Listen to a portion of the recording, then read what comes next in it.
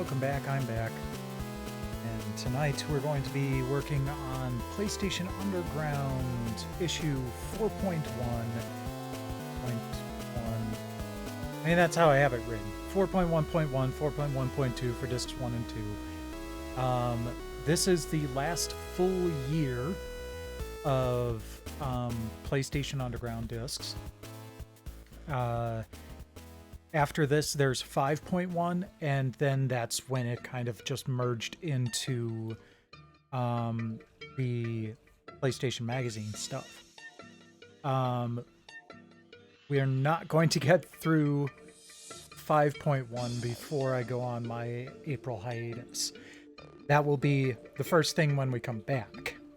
And then we'll be doubling up on the PlayStation Magazine stuff again. Speaking of which, welcome to March. Traditionally, over the past 6 years of streaming and doing YouTube, I take April off. Technically, past couple of Aprils, there's been stuff released that I've still kind of been like, yay, I'm really excited, I still want to do this.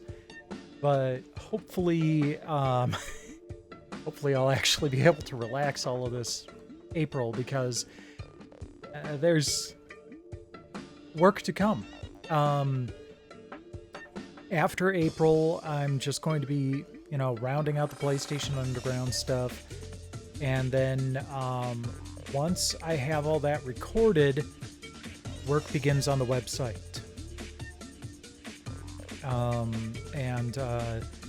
So I'm not going to be doing a lot of streaming. I don't know if I'm going to completely cut it off, but I do want to at least try to get a good start on the website before I start streaming again.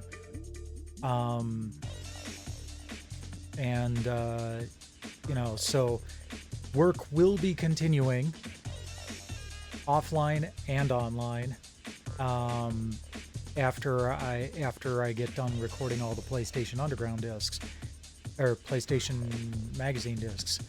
And once I get the site up and running and have all of the discs that I've got recorded represented on the site, then it's time to start recording new stuff. So I will be back, but I'm kind of looking forward to the break. But we're not there yet. Let's get started on the game disc.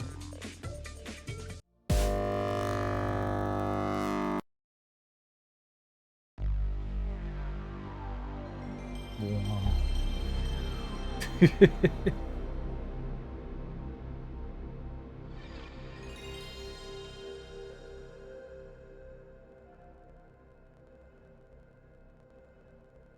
I'm going to have to redo this. I just got a surround sound system last weekend. Or, last weekend. A couple days ago. And, so I'm kind of tempted to, I can't believe I haven't fired it up full blast with the, PlayStation startup sound yet.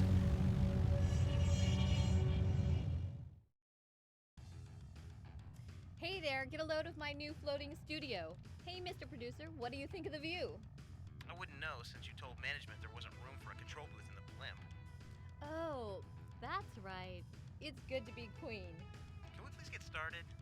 No problemo. On our last journey to Japan, we stopped by the Sony Computer Entertainment Building to check out the new Legend of Dragoon game. Wait till you see the footage we brought back.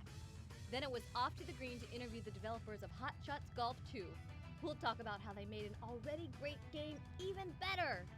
Wrestling fans are really gonna love this issue. We hung out with the WWF great D'Lo Brown to get some hot tips on how to smack down your opponent both in the ring and on your PlayStation. Most people think that being a gaming journalist means sitting on your butt all day. Well, we gave some lucky members of the press a chance to get out from behind their word processors and into the paintball arena. Check out the event center to see these guys in action. Yeah, that was lots of fun.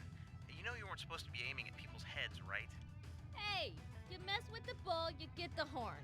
Besides, if you didn't stand up every 5 minutes to ask, are we done yet? you wouldn't have gotten shot so much. Yeah, but I was on your team. Okay, moving on. As always, we have a fine selection of the hottest game videos in the vault, including Spider-Man, MTV Music Generator, and Siphon Filter 2. So I'm gonna have to mess with the MTV Music Generator again. Don't forget about Wormhole. I'm getting to it. For the past 7 issues, you've seen us go behind the scenes of video game development and put together our own game, Project Wormhole. We're finishing off this section by putting the complete demo, including level editor, in the vault. So go check it out! Well, that does it for me. I'll see you all next issue with my footage from PlayStation 2 launch in Japan and my E3 report. Until then, happy gaming! Okay. Well, we'll start with the event center then.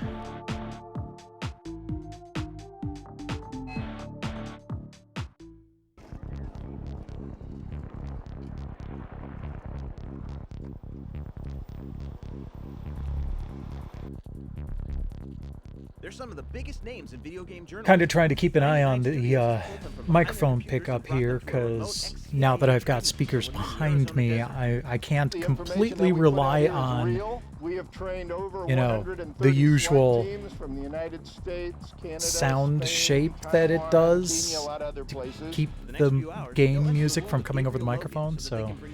Informative reviews of Siphon Filter 2. They've come to a fantasy camp specializing in covert operations and hostage rescue, run by 2 people who've done the real thing. What we're going to be doing here this afternoon, we're going to be doing some exercises involving SWAT-type tactics, where you'll be doing some hostage rescue, some barricaded suspect-type things.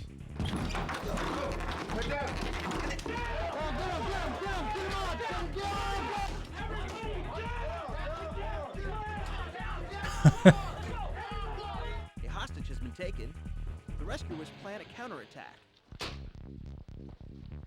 We're going to require 3 entry teams. There will be 3 doors to be hit, so there will be 3 5-man teams or entry teams. The other 2 5-man teams are going to be our reconnaissance element.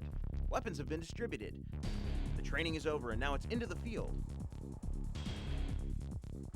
Okay, did you see that 8 circle thing? We need to keep track of those, because on the vault there's actually a locked section that uses those, like there are 8 symbols to enter. I have them written down already, but I just thought I'd point them out. Luckily, they have better aim on the video game screen than they do in real life. Finally, they storm the building and rescue the hostage. Now that your adrenaline is pumping, you can prove that you're a better commando than they are by checking out the Siphon Filter 2 demo in the vault. But give them credit, the next time you think video game journalism is easy, ouch! Think again. Ouch!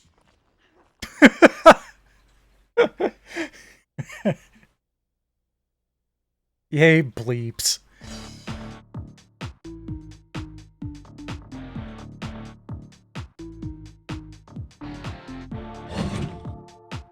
Okay, so we are on to the download station.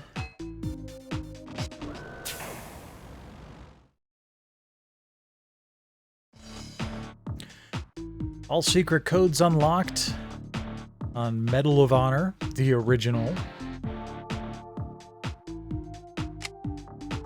NASCAR Rumble unlocks bonus tracks, locales, pro and elite levels of difficulty in cars.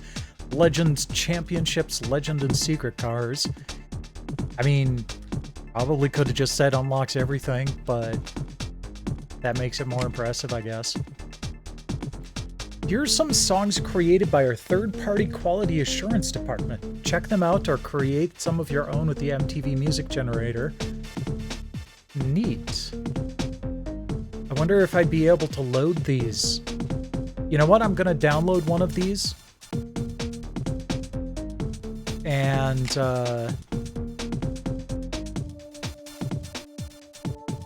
we'll see if we can load them in the vault.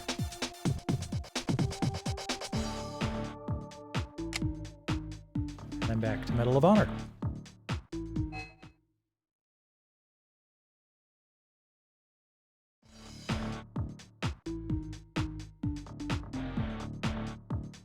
Okay, next up, Tech Q&A.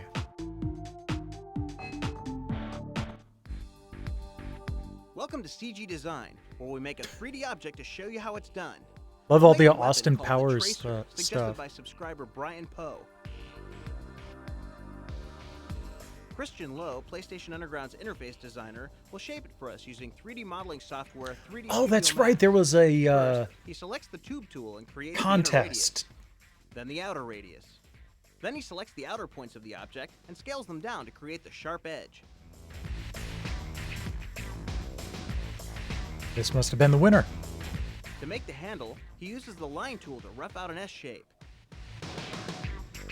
Then he smooths it out. He adds depth by beveling the edges. They make Then he it look takes so that image easy. and cuts the blade shape in half to make a weapon that can separate in two. Uh-oh. Okay. Yay, 3D Studio He'll repeat Max. this to create the other half. Uh-oh. He inserts the handles Video paused. and chooses the texture. Now he uses a graphic file to create a design pattern on the blade. Okay. Dark areas become indented and the white portions become raised. The final model renders out. I was having problems with the second disc, but I didn't realize I had a problem with the first disc. This Let's, is how a game developer makes an object for your PlayStation. Watch for this weapon somewhere else in our issue. Is there a 3D robot, weapon, car, or object you'd like to see? Send a drawing or suggestion to this address and we might just use it for a future CG design. well, hopefully it'll go back to the menu after it's done here, because I couldn't get it to go back.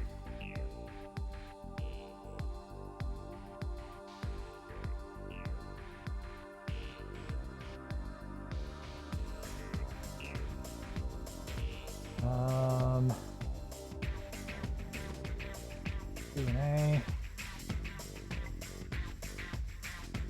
I'll just have to... We'll try that one more time. I'll just have to re-record that at some point in the future. Hi, Siren.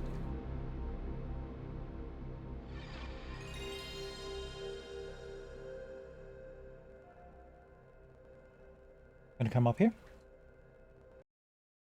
Or are you just gonna sit there and stare at me? As is your wont.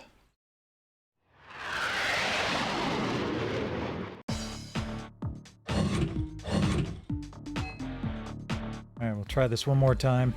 Welcome to CG Design, where we make a 3D object to show you how it's done. We'll make a weapon called the Tracer. I'm not too suggested by hopeful, though, subscriber Brian because, Poe. I mean, this was imported onto the Polymega. Christian Lowe, PlayStation Underground's interface designer, will shape it for us using 3D So, modeling software 3D if the Studio Max. import First, he selects was the tube disrupted, tool then and it's creates probably going to inner play the radius, same way every time. then the outer radius. Then he selects the outer points of the object and scales them down to create the sharp edge.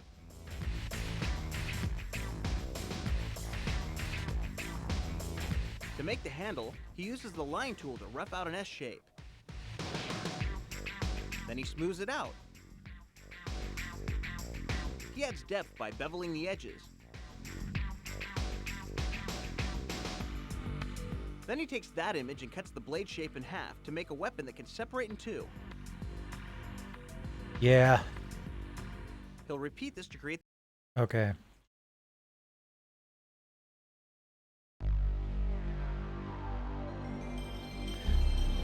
Well, I'll just have to fix that by the time I release the YouTube video then. I've got a long list of stuff that broke initially that I have to redo. I've only got a couple more things to do with the PS1 OPM discs, fortunately.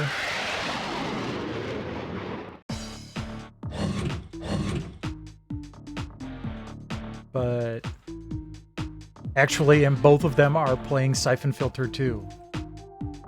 I didn't think ahead on that one. We may have to skip that demo tonight because that is a very picky game. Like, it didn't even work on the PlayStation 3 properly. Okay, so this sounds like a overcooked type of deal.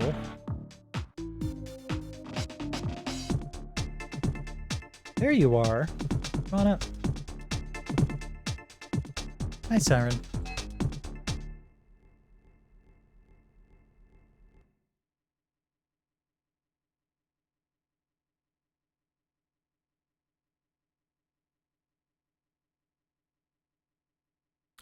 Argent.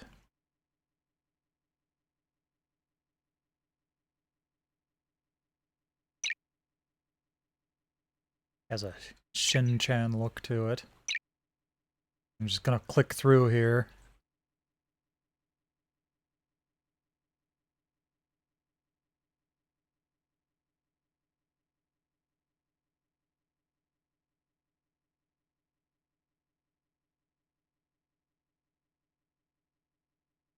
Cook Kingdom.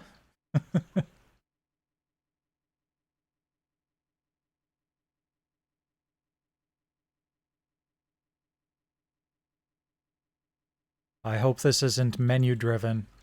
Please make it icons. Or this is gonna suck.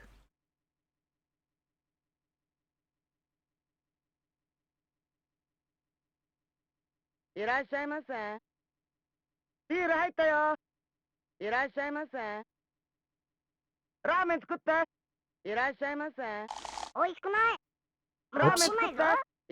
Okay.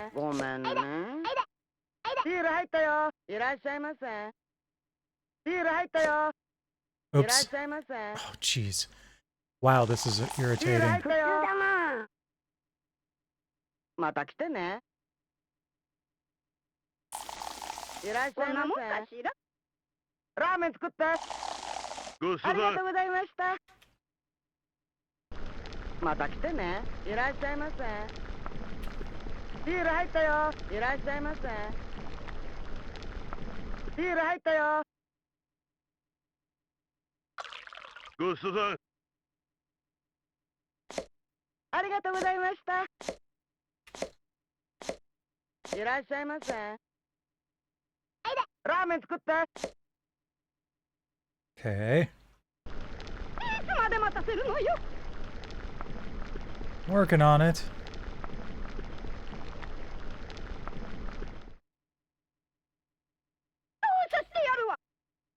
I thought I had it. なんでくれ。いらっしゃいませ。ビール入ったよ。ごめんね。おい、来ない。もう来ないぞ。テレビに出てた偉い人が来たわよ。ごめんね。まだか。いらっしゃいませ。ビール入ったよ。ラーメン作って。二度と来るか。ご Fine. めんね。店を畳め。なんだと思っとる。 At least pouring beer is easy. バカにしとるのか。バカにしとるのか。バカにしとるのか。ごめんね。ごめんね。いらっしゃいませ。ラーメン作って。いらっしゃいませ。 I'm getting the hang of this. いらっしゃいませ。 It's kind of interesting. ラーメン作って。ごめんね。いらっしゃいませ。ビール入ったよ。また来てね。ごめんね。いらっしゃいませ。ありがとうございました。ラーメン作って。いらっしゃいませ。ラーメン作って。いらっしゃいませ。ビール入ったよ。最高よ。ありがとうございました。いらっしゃいませ。ビール入ったよ。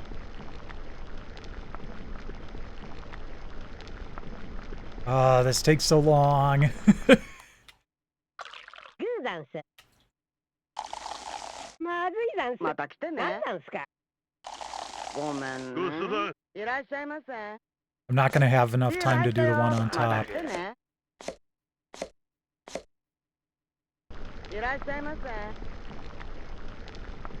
ラーメン作って。 I think the menu type thing on the right there is like how happy people are. いけるね。帰れねえよ。帰れねえよ。帰れねえよ。帰れねえよ。ごめんね。ごちそうさん。テレビに出てた偉い人が来たわよ。また来てね。いらっしゃいませ。ラーメン作って。ビール入ったよ。いらっしゃいませ。ビール入ったよ。いらっしゃいませ。 Okay, I'll get those ラーメン beers. 作って。いけるね。まずいざんす。ありがとうございました。普通だな。ごめんね。いらっしゃいませ。また来てね。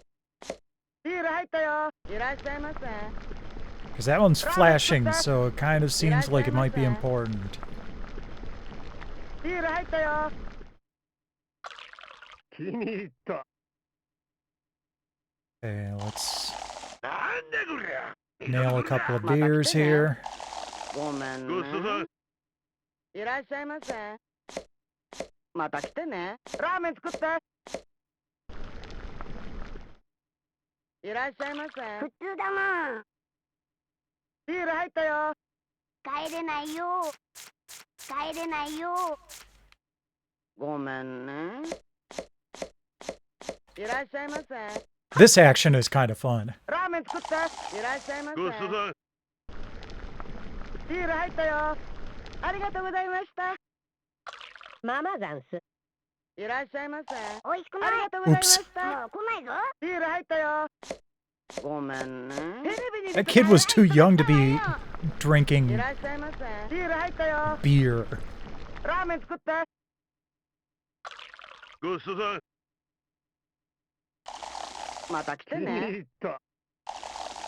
こんなもんかしら。いらっしゃいませ。また来てね。ビール入ったよ。ありがとうございました。いらっしゃいませ。ビール入ったよ。いらっしゃいませ。ラーメン作って。普通だな。ママザンス。また来てね。ごちそうさん。また来てね。お皿洗って。ありがとうございました。いらっしゃいませ。ビール入ったよ。いらっしゃいませ。ビール入ったよ。いけるね。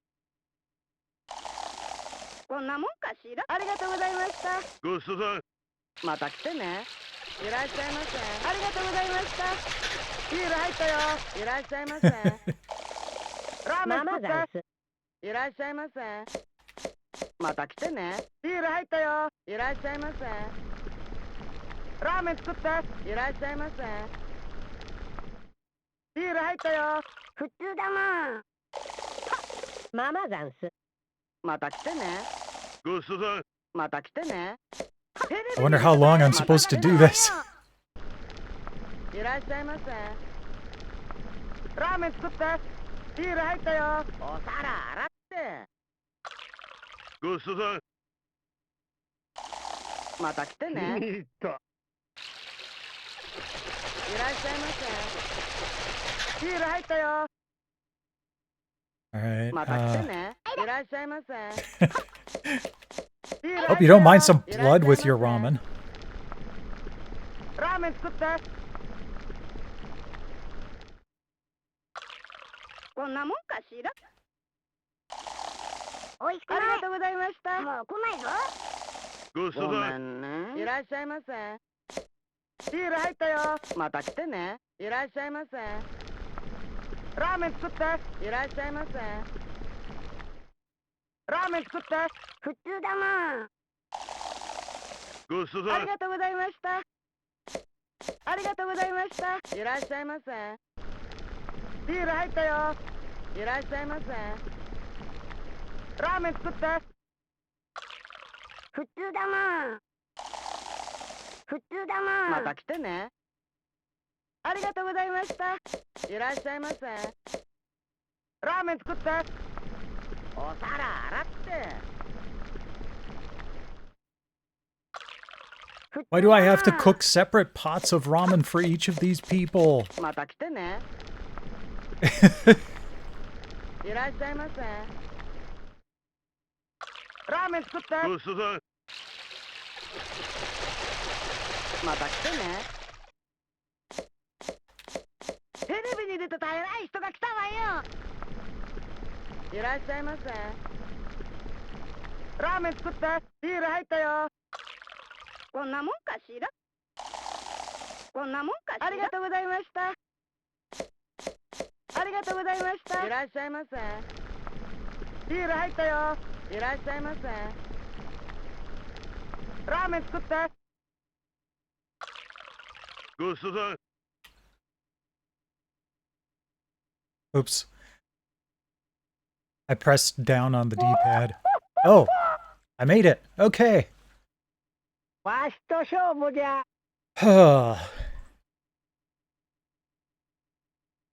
ビール入ったよ。いらっしゃいませ。おいしいね。ビール入ったよ。いらっしゃいませ。 Oh, crap. また来てね。ラーメン作って。いらっしゃいませ。ありがとうございました。また来てね。ありがとうございました。ビール入ったよ。いらっしゃいませ。ビール入ったよ。いらっしゃいませ。いけるね。ごちそうさん。ビール入ったよ。いらっしゃいませ。また来てね。 Oh, ラーメン作って。また来てね。 I can let it cook while いらっしゃいませ。 I'm serving other ラ people. ーメン作って。いらっしゃいませ。ラーメン作って。いらっしゃいませ。ビール入ったよ。ビール入ったよ。ごちそうさん。ありがとうございました。また来てね。テレビに出てた偉い人が来たわよ。こんなもんか。また来てね。いらっしゃいませ。ありがとうございました。ビール入ったよ。また来てね。テレビに出てた偉い人が来たわよ。ありがとうございました。いらっしゃいませ。 Ah, jeez, this game is noisy. いらっしゃいませ。また来てね。ラーメン作って。ビール入ったよ。いらっしゃいませ。ラーメン作って。いらっしゃいませ。ラーメン作って。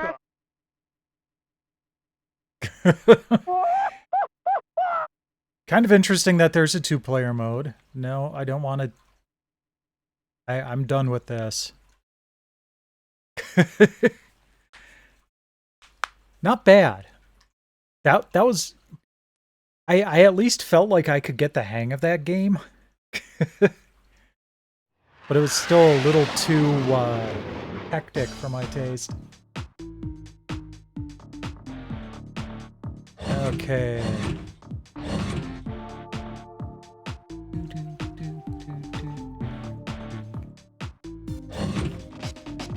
Cool moves.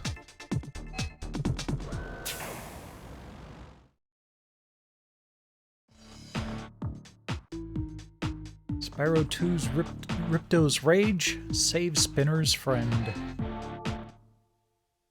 In Spyro 2, there are a couple tricky points. One is the Fracture Hills level where you have to save Spinner's friend. Right here, I'm going to go ahead and show you a really cool move on how to unleash your friend from behind the door. Hold down the square button to reach this super speed power-up right here, because the object here is to follow this What kind of pathway stinks is when I do the when I post the cool moves to YouTube from the PS2 demo discs. You lose the super speed power thing at the start I'm over able again. to like Go through rip that the portal there, file directly over this from narrow bridge, the DVD and jump at the last and second right convert here, that and break down the file door. into And something friend that will I be can right there post to for you. YouTube. I haven't had Once you very save much Spinner's luck friend, doing you'll the get an same orb. from Now that you've PS1 seen it demo on video, discs. good luck.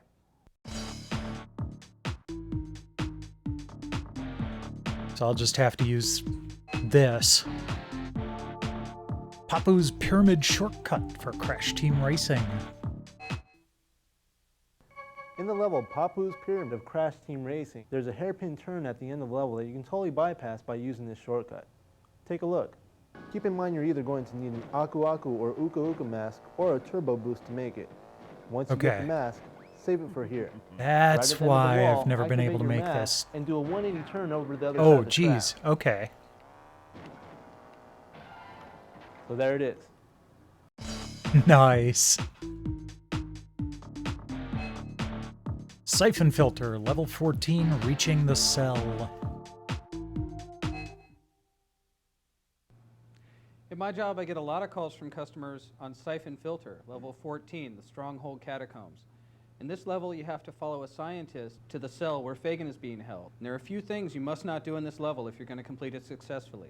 You got to only use your silenced weapons in this level. It's very important to go down the left-hand corridor here. There's a right-hand corridor, but it'll just lead you around in circles. Then you set about following the scientist. One of the most important things about this level is to let the scientist get a good head start on you, because you're going to trigger certain enemies along the path. If you have to take those enemies out and the scientist can see what's going on, you're going to lose the level because he'll be alerted to your presence. So as you see here, I'm taking out the guards while the scientist is safely out of sight and out of earshot. Now this is where a lot of people slip up on this level. The scientist stops and talks to two guards down at the end of the hall. We'll look here through the sniper rifle viewer. It's very important that these two guards are not killed. I repeat, not killed. If you kill these two guards, just about anything you do after that, it won't matter. You're going to lose. The scientist remains down at the end of the hall and is close enough that the murdered guards do in fact alert him to your presence. Even if it doesn't end the level immediately, you will not be able to end the level when you reach the door. So instead of killing the two guards, we're going to sneak down the hallway. And I do stress sneak. You must hold down the X button and move slowly. Now these guys aren't too bright. They're a little drowsy because you can get this close and then just go down the right-hand corridor and they never see you. And those guards won't give you any more trouble as long as you don't double back this way. Through the rest of the level, you're just going to have to take out anybody in your path quietly without the scientist around. And this guard here around the corner, the last guard you're going to need to take out in this level, can be very tricky. What I always try to do is peer around the corner to get him on my radar. You can now see the green dot moving towards me on my radar, and I can level my gun and take him out as he comes around the corner. And if everything goes right, you'll never even see the scientist at the door, because it'll fade to black, and you'll see a movie clip. Dang. Okay, well, I'm glad to know that. I don't think I'm ever really going to play Siphon Filter that far in, but...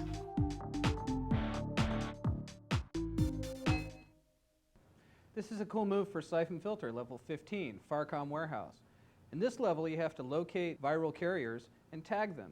And I talked to a surprising number of people who can't seem to figure out how to tag the viral carriers. When you get the first checkpoint, when you find Erickson, you do find a viral scanner. To locate the bodies, equip your viral scanner, and then go press the L1 button, so you'll look through the viral scanner. Now there's a body, we've located it, but as far as tagging it goes, you absolutely positively must turn off the scanner. And then go to where you saw the body, stand on top of the crate, and simply press the triangle button, thereby tagging the body, obtaining a checkpoint, and one of the objectives of the game. And that's how you scan a viral carrier in Siphon Filter, level 15, Farcom Warehouse. See, that's actually useful. That and the last one. They're actually not just, you know, doing something weird and out of the ordinary, but actually useful to complete the game.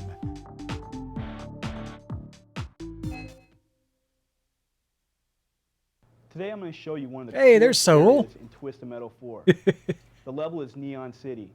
There's a really cool secret area in this level that you can get a lot of weapons and power-ups, but it is hard to get to. Let me show you how it's done. Basically what you want to do is look for the train tracks and follow it all the way up the tunnel, just like this. Collect the power-ups on the way up.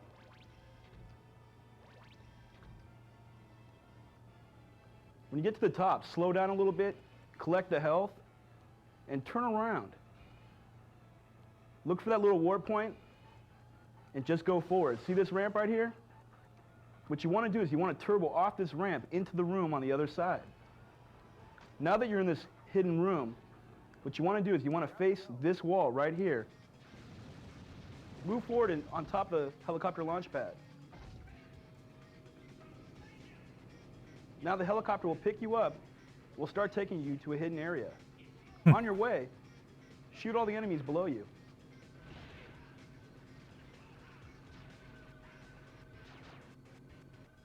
Once the helicopters drop you off, move forward into the secret area. Collect all the weapons and power-ups here. When you've gotten all the power-ups, go to the jump pad to exit the secret area. And that's how it's done. Neat. Gran Turismo 2 Laguna Seca Raceway. There are a lot of cool moves on this disc. The cool move I'm going to show you today is the corkscrew turn from Laguna Seca on Gran Turismo 2. Basically, the corkscrew turn is one of the hardest turns to execute. What you need to do is approach it towards the right-hand side or more the outside lane. You'll slow down, shift it to a lower gear, and drop down, and you can cut a little bit without being penalized for taking that turn. So give it a shot. Oh man, Laguna Seca, that one corner is such a doozy. Okay, there we go.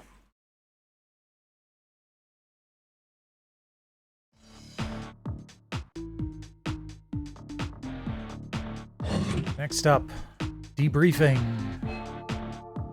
Is that what's going on in that picture?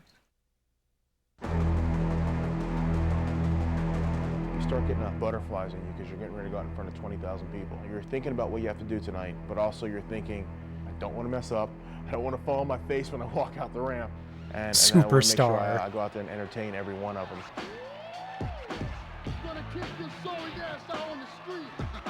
I think wrestling is very entertaining. It's an outlet. It's drama for male, you know, like a soap opera for males. There's not a more natural high in the world than hear your music hit. You can hear their screams and applause in your body. You can feel it inside of you. Not just mentally feel it, but physically feel it bouncing off your chest and bouncing off you. And when you're walking down, you're looking at each, you know, you can almost make contact with each one of them eye to eye.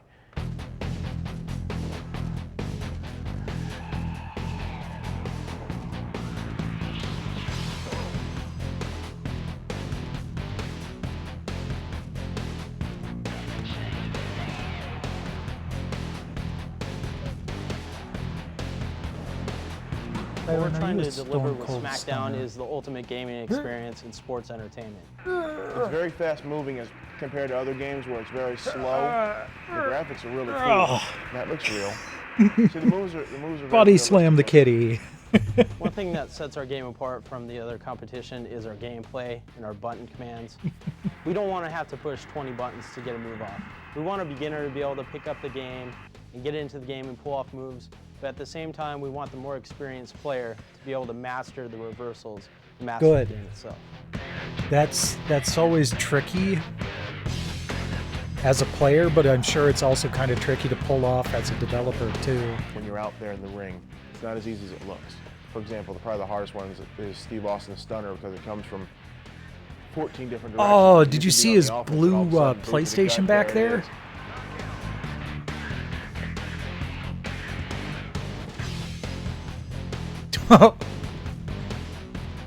Just took out Vince. Probably the most embarrassing, people's elbow, because you're just laying there forever, and then all of a sudden this elbow comes out of nowhere. And well, Kane, Big Boss Man, and Taker all use a choke slam, and that's just a big hand wrapped around your throat. The name definitely describes the move. So these are some of the moves you watch out for, and just as scared as hell to take. One thing that we got in the game that no one else has done before, the season mode. You go through all the major events and pay-per-views, and at the end, you'll hit WrestleMania. Along the way, you'll make friends and foes and enemies. You can fight in the kitchen, the boiler room, anywhere you want to go, and anything can happen at any time. You can make decisions whether or not to team with a partner, and you don't just go to them, they come to you. Another thing that we have, create a wrestler / superstar mode, in which you can go in and create anyone you want. You can create wrestlers, superstars from around the world, you know, different looks, different masks, and also attributes, entrances. Oh, you didn't know?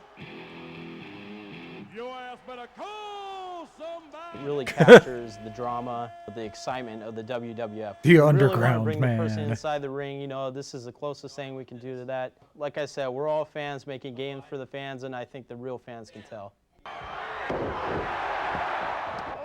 You're always in that quote-unquote zone when you're out there in the ring. Oh, by the way, my frog splash. Siren wasn't as traumatized by that body slam as she initially let on. She's still on my lap. Jet, and there's nothing in the world that can stop you from hearing it. It's like me winning the NBA title at a Super Bowl every night of the year.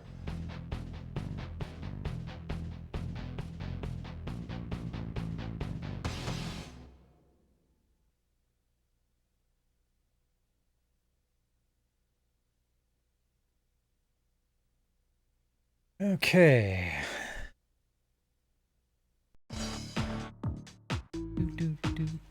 Oh, bye-bye, Siren. And more news on the PlayStation 2.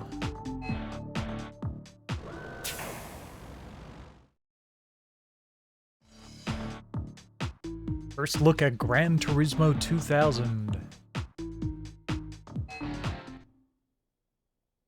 You're about to see footage from the PS2, courtesy of the PS Underground. Keep in mind it will look sharper and clearer on the console it was designed for. I always love that, because it really does look like crap on here compared to on the PS2. A console 10 times more powerful than anyone out there now. This is Gran Turismo 2000, the next game in the Gran Turismo series produced by So they keep saying it's 10 times more powerful. I mean, if you're just going... Oh, there's 7X. If you're just going by, you know... number of megahertz and amount of memory, then yes. But holy crap, does that have a multiplicative effect? Oh... Is this gonna actually go through? It is, but I'm going to have to re-record that. I want to create racing that's even more realistic than the racing you see on TV. For the first time, we can have open cars so you can see the driver. Because, yeah, the PlayStation 2 isn't just 10 times more powerful than the PlayStation. It is a lot more than that.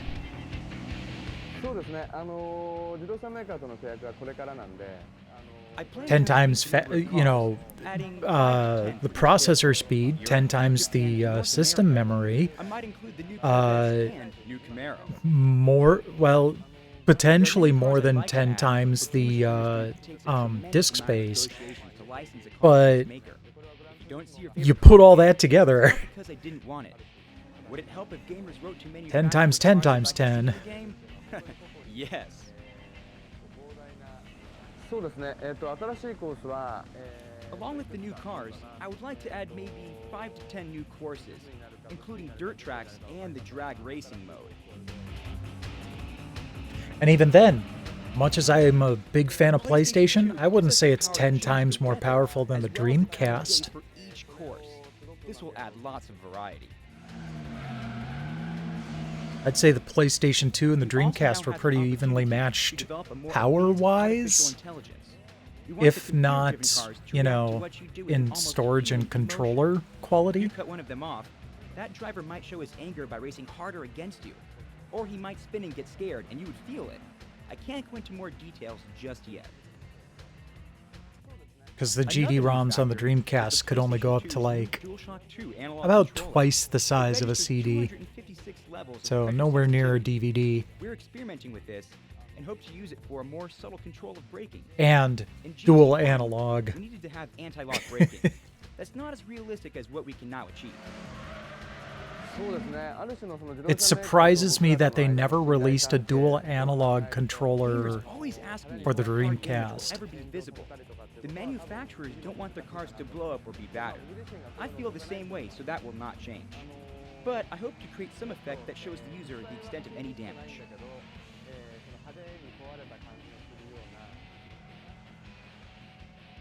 Plans have been announced for PlayStation 2 to be supported by a broadband network in 2001. We wondered what effect this might have on the Gran Turismo series. I have a vision of Gran Turismo's network racing. It's much bigger than one-to-one, but I can't go into specifics yet. One thing a network could do is let racers share times and establish rankings. This is a very important part of racing games.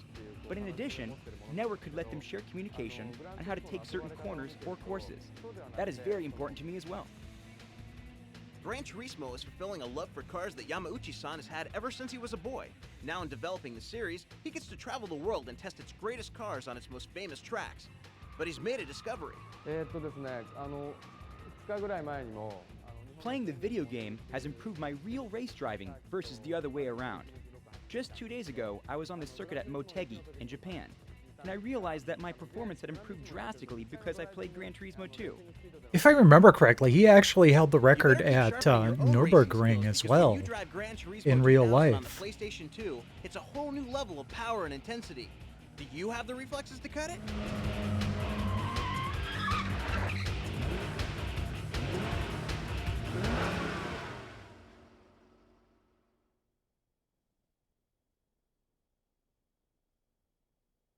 Not a record, but he was a class winner on the Nürburgring 4-hour race in 2011. So, I mean, he puts his money where his mouth is. Dude is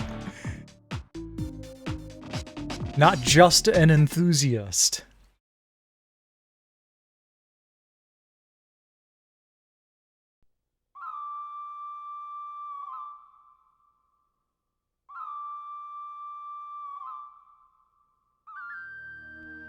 Japan, where peace and tranquility are treasured values.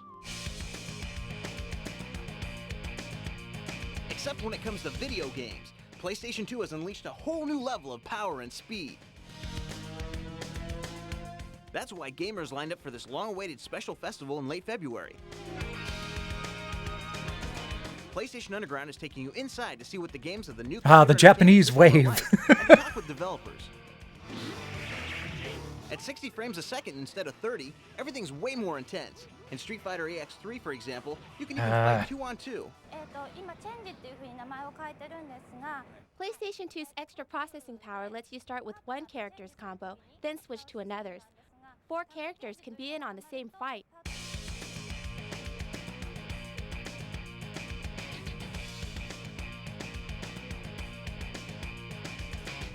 Another difference is that more detail can go into the graphics, as in these scenes from Onimusha.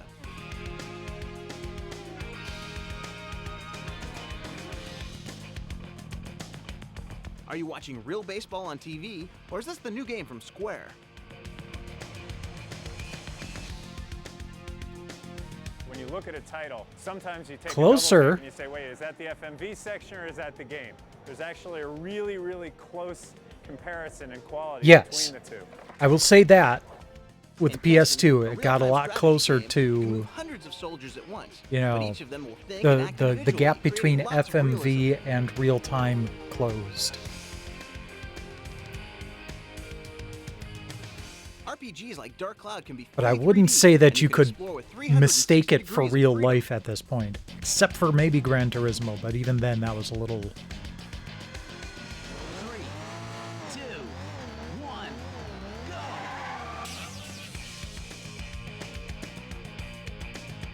Everything in Ridge Racer 5 looks more realistic, including the walls you're almost crashing into at 200 miles per hour. Ridge Racer! Backgrounds in Tekken Tag Tournament are now full of action and new detail.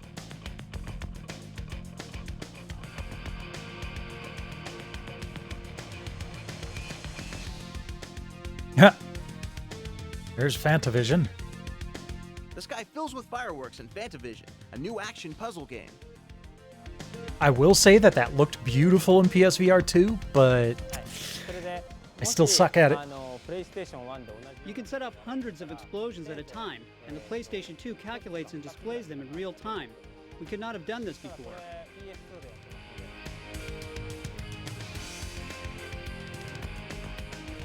When you're being hunted down for lunch in Extermination, all the new detail makes it easier to get that tingly feeling at the base of your spine.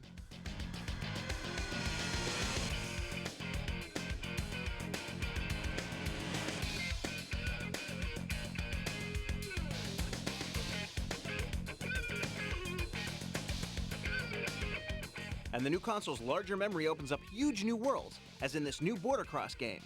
You're racing head-to-head against 7 other players that you couldn't have done before the PlayStation 2. Reichschaftner? Anything you see that looks Wow. like snow, you can go there. How are gamers reacting?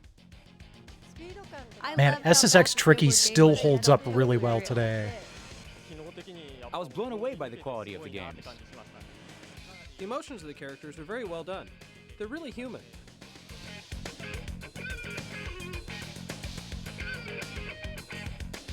This is just the first hint of what games will be like in the next generation of computer entertainment. Stay tuned, our next issue will reach you in June just after E3 with updated PlayStation 2 footage direct from the show floor. See you then!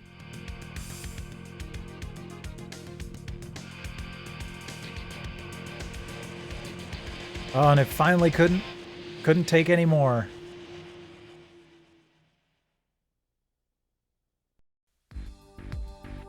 Welcome to CG Design, where we make a 3D object to show you how it's done. We'll make a weapon called the Tracer.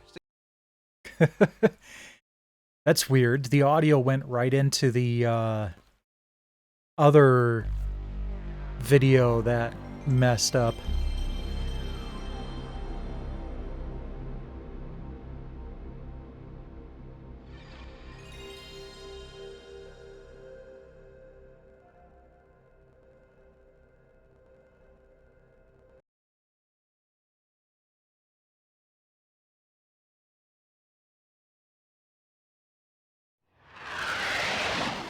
Okay.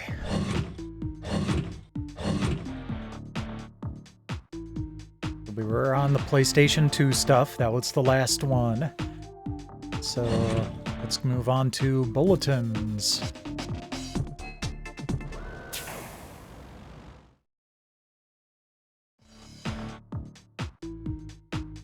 PlayStation Online. Wormhole the minigame is complete. It's in the vault. Over the past 8 issues, you watched us build it step by step as we revealed some basics of game design. Hundreds of you chipped in great ideas, although we couldn't use a lot of them because they cost us millions. Now you have design control. Take the Wormhole level editor and go to town making levels of your own. Tell us about them. Email us what makes your level work well, and what it's like, and what you learned. We'll post as many of your emails on the web as possible.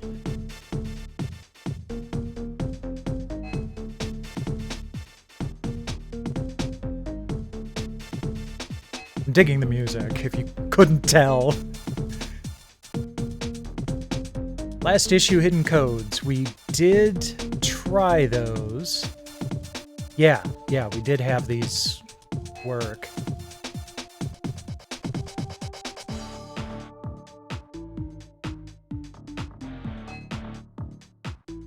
And I have the codes for this disc. Threads and accessories.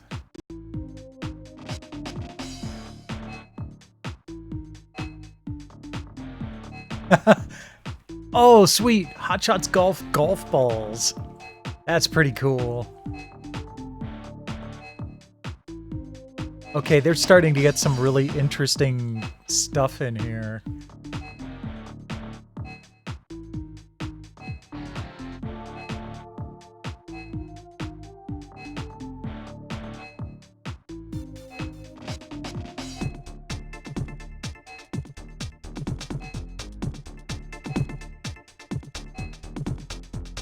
It's kind of a shame that they don't have a lot of this, Oh, there's Square 5.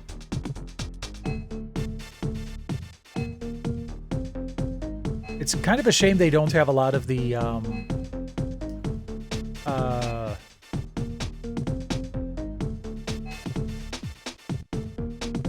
old school stuff still in the current swag store. They have a lot of Last of Us and a lot of God of War items and stuff like that. Horizon Zero Dawn is another big one. But not a lot of this classic stuff.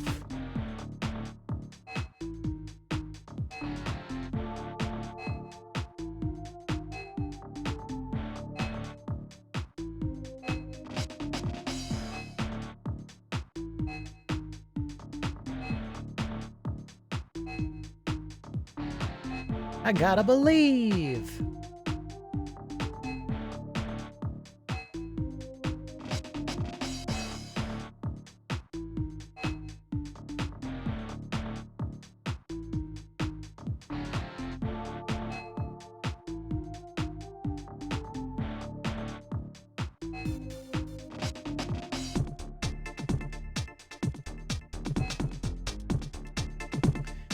Okay. Next part, speak your mind. Okay, I'm a subscriber. How can I find out when my next issue is coming to my doorstep? Check the PSU section of PlayStation.com to see not only when the next issue arrives, but also what's in it. Contents may change by ship date. Looking ahead, issue 4.2, arriving in June, will have exclusive footage from E3 on the PS2 launch and launch games in action. I have 2.4, the PlayStation Underground magazine. While playing Disc 2, I unlocked a Spyro the Dragon demo and a Tenchu video. What button combinations do you use for more, if possible, videos and demos? Check the last issue hidden codes part of this bulletin section to see what was hidden on the prior issue. And here's a hint. You probably want to check out what's hidden on this issue, or ask around. I always wondered how you were supposed to unlock the ones that they've been doing. Like, the one where they've got all the code symbols in the videos and everything, that makes sense to me. But the other stuff never really clicked. So I just have to look one episode in the future. In one issue of PlayStation Underground, there was an import from Japan called Shadow Tower. I played it, got the hang of it, fell in love. Is this game also available in the US? And if so, how do I get a copy? Thanks for the feedback. A lot of other gamers felt like you do. We passed your email to the licensing department. They love to hear what imports you like to see localized. You may have already found out Shadow Tower has since been released in the US, so tell your friends. If you like an import game in the PSU exclusive import section, be sure to write or email us. It can make a difference. Unfortunately, the one that we played today did not seem to make it. Can I buy single PlayStation Underground issues at a game dealer? No, but you can get single back issues of the CD Mag while supplies last for $10 each. God, I wonder if they still have those. I got most of mine either over the course of time at used game stores or on eBay.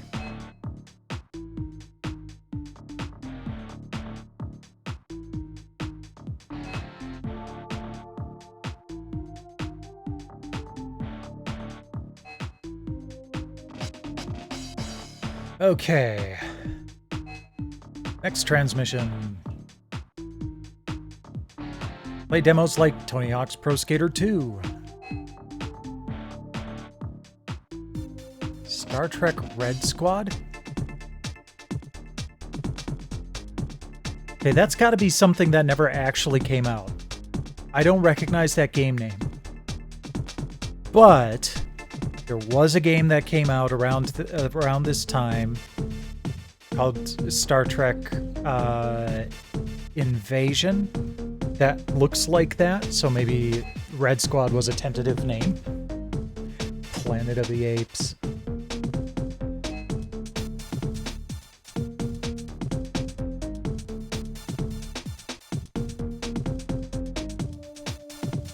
Snow Cross Racing. Yeah, Star Trek Invasion was originally developed with the working title Red Squad. Okay. Exclusive footage from the PS2 launch preview. The hottest games at E3. Back to your friends.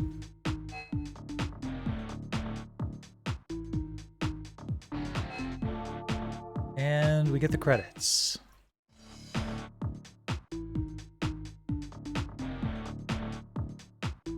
You know, I'm almost kind of disappointed that Star Trek Invasion wasn't Red Squad themed. That would have been kind of interesting. I wonder why they ended up changing it.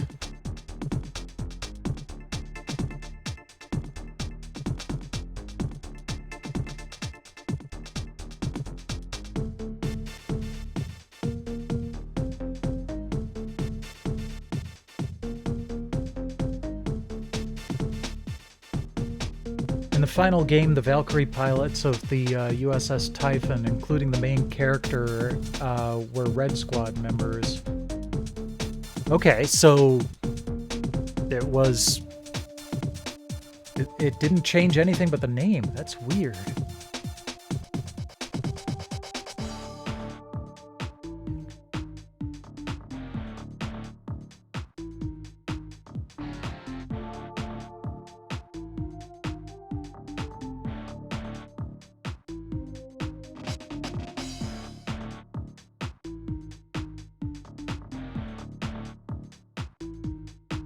Man, that game was tough. I might have to go back someday with cheat codes and play again, because it was fun, but like even the easy difficulty was tough. And then like you get through the easy difficulty and you get to like mission 10 and it's like, yeah, nice try, scrub. Switch to normal difficulty.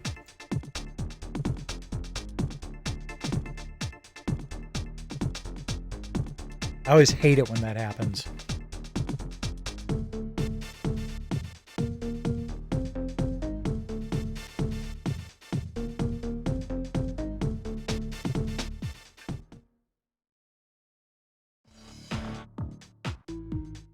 All right. We've got that consumer notice about the power cord again.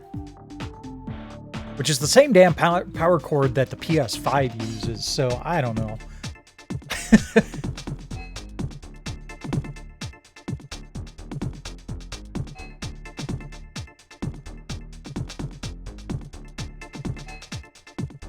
All right.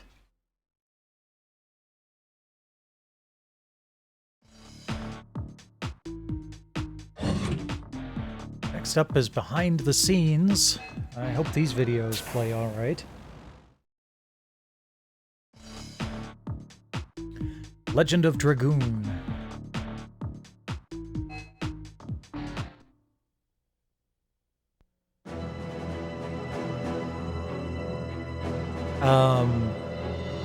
Kind of timely on this one. Legend of Dragoon just recently hit PlayStation Plus Premium. But you can also buy it separately for, I think it's $15 on the PlayStation Network. And it's been like upsampled, it's got save states and trophies and all that good stuff. The art style and world that I wanted. I shared it with the artists and they kept bringing back incredible finished work, even better than I had imagined. The level of quality of the art was so high and we fell in love with it. Oh, the hell?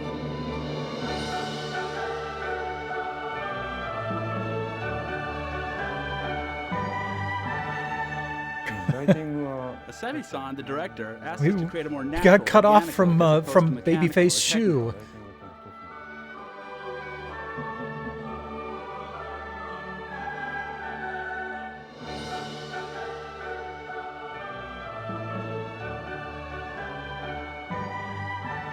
This game just never really clicked with me.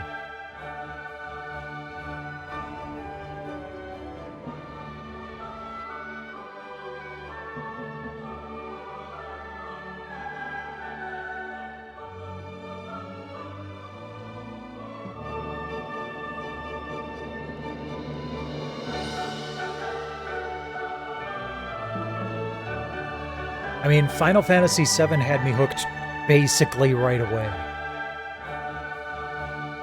But I've played the demos of Legend of Dragoon. I mean, now I could play it and not have to worry about... I mean, actually, no. I already owned it. Because it was on the PlayStation Mini. But either way, it just...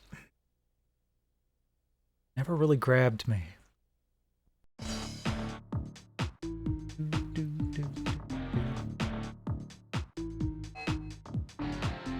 Shots Golf 2.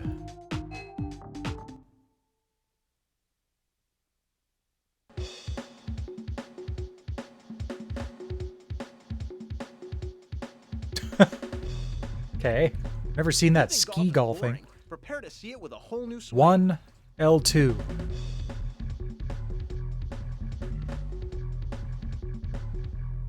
They actually put the full code in the next disc, Sony so... Computer Entertainment brought out Hot Shots Golf in 1998 and Hot Shots Golf 2 this year.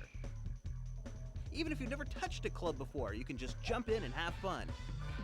The pace is fast, the The characters are comic, and the load times are history. We wanted to come up with a video game that felt so good it would inspire people to try real golf who would otherwise never think of playing. Yet the Hot Shots Golf game engine also lets the serious golfer work with all the game's finer points, such as course conditions, wind, and spin. They did a really good job of making Hot Shots Golf actually fun. The balance was just right.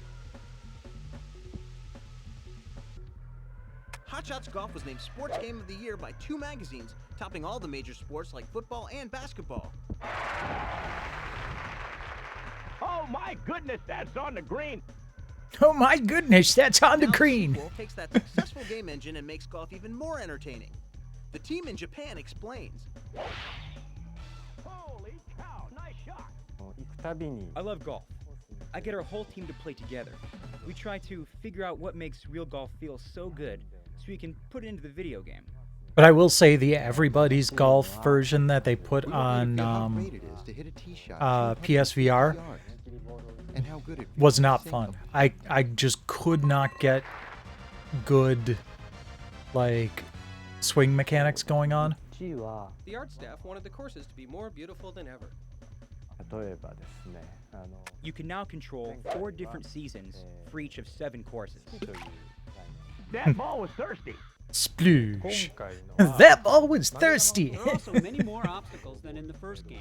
You have to think about your second shot before you hit your first. You need to use draws and fades more. They're easier to hit than in the first game.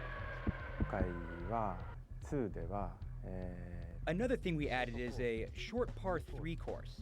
It lets you get in some shooting and You know putting. what? I can't think of any other PlayStation Underground disc where, like, we were this far into the second hour and still on disc 1. People ask, was it a risk to add humor? I don't think so. Not to add humor would be a risk. We need to reach more than just hardcore golfers and bring new players to the game. On the world's golf courses, they'll never know what hit them. Hot Shots Golf 2. Golf for the people.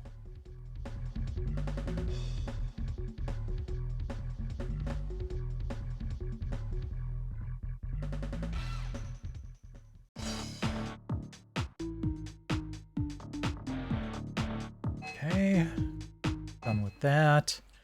I'm gonna go back. I'm gonna get another copy of this and go back and see if the Legend of Dragoon video was actually the way it was supposed to be. I mean, that is the end of this disc, but we've got some codes to do here. At the main menu, press L1, L2, L2, R1. For Sledstorm, go to the options menu, select load save, then select password, get discounted upgrades, unlock demo track, ooh, and unlock mirror mode.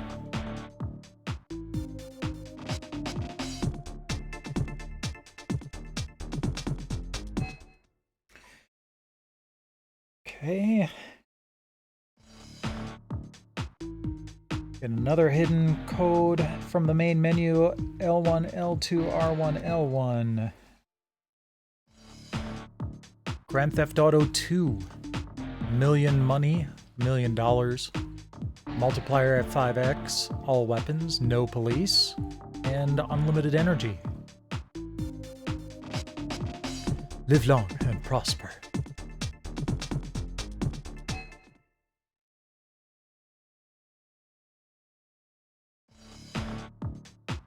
Okay, next hidden code is in the cool moves menu.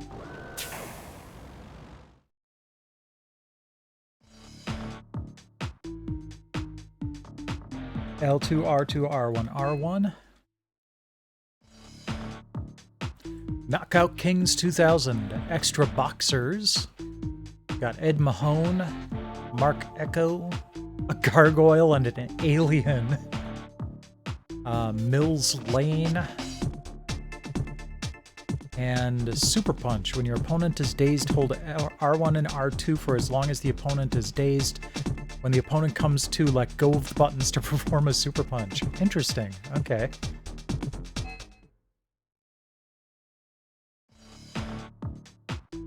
And then one more code on this disk at the bulletins menu.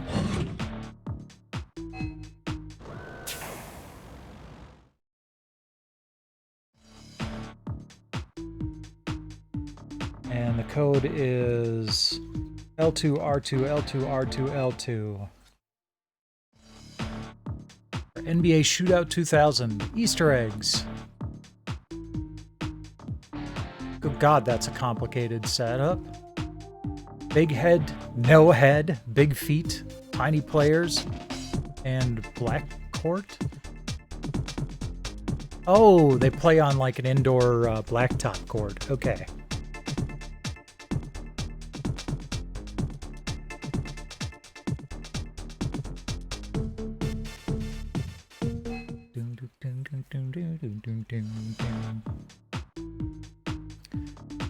Okay, so that's it for disc 1. Almost halfway done with the stream, and we haven't even started disc 2 yet. So let's go ahead and do that.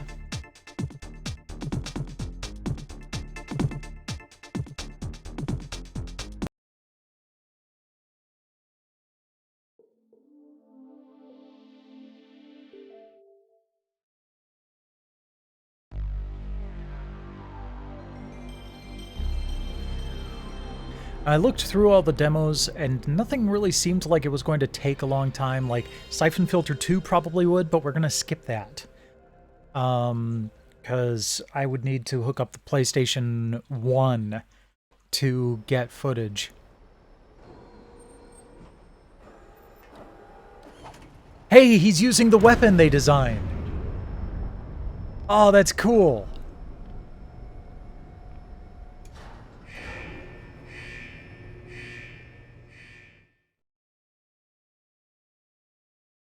Aw, we didn't get a smooth transition.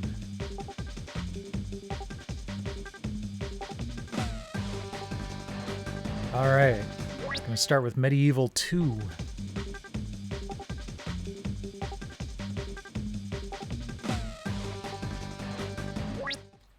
Damn.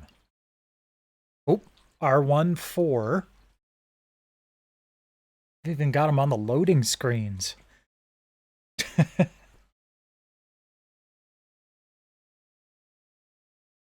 Oh, gotta change the stream info.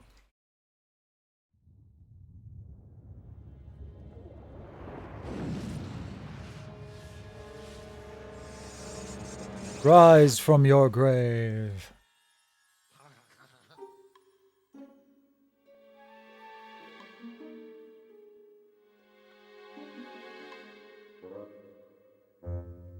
Sir Daniel Fortescue.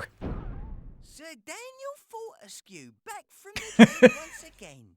The great hero of Gallowmere reduced to a dusty relic at the back of the old museum.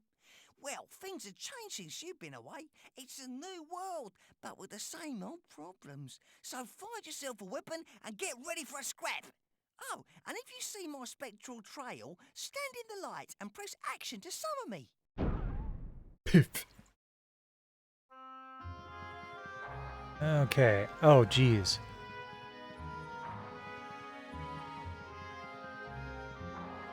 Okay, so, yay, I can use the analog stick to move around, but every step he takes is vibrating the controller, which...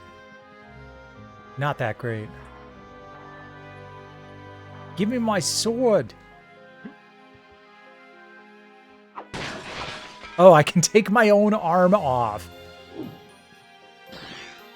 There we go. That's a better weapon. The headless horse. Man. Okay.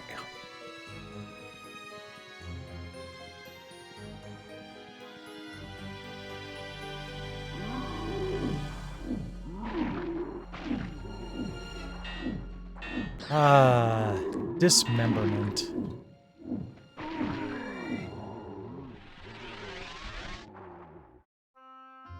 Yay, the right analog stick controls the camera. Sir Dan is way too squirrely, though.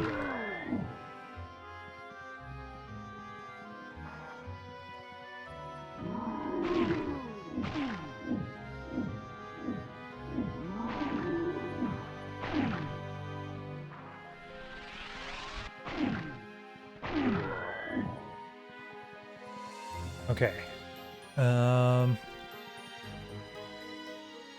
Okay, can't go that way. Alright, so we'll go this way then.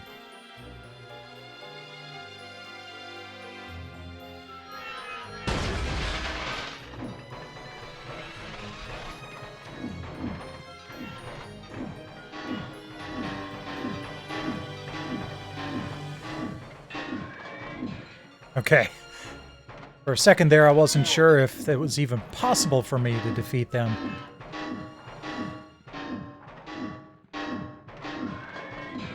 There we go. Energy vial. Alright.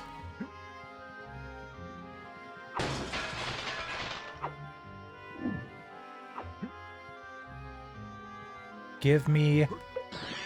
Thank you.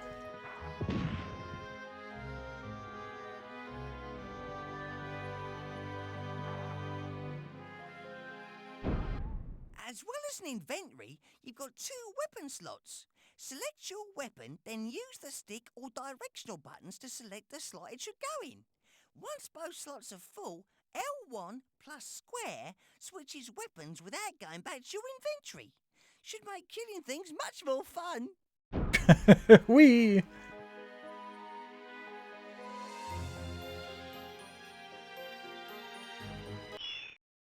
No, that's not it.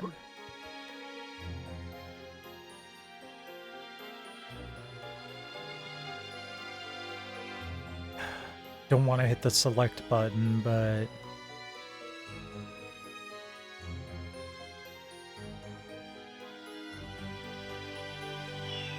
Okay, there we go.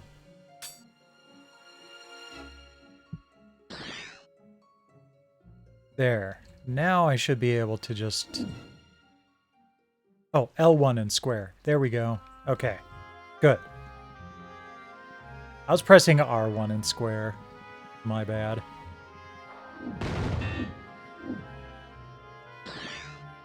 Copper shield. Good, good.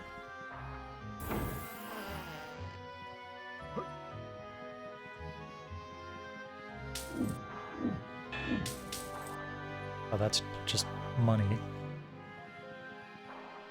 Oh, really?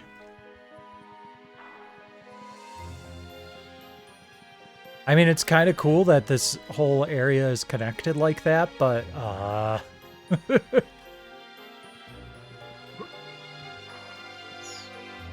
Energy vial. Okay, that's where I fell down earlier. Well, let's move on.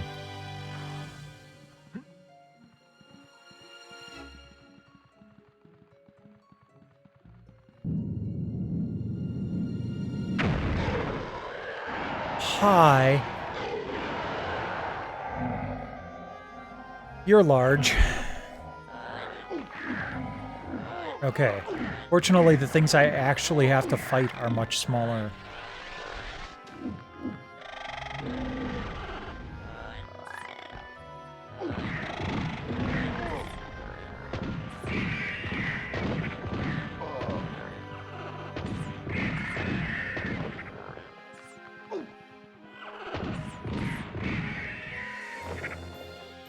Wow.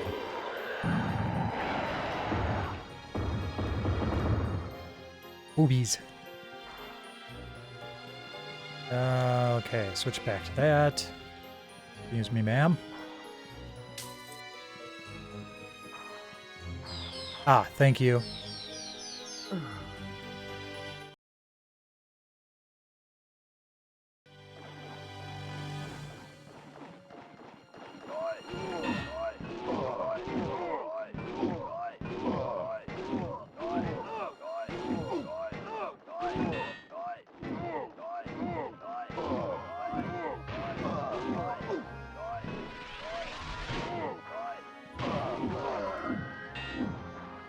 Wow, that sucked.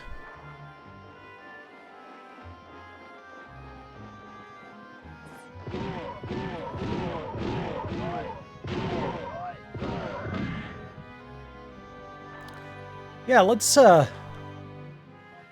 go back to that little healing fountain thing.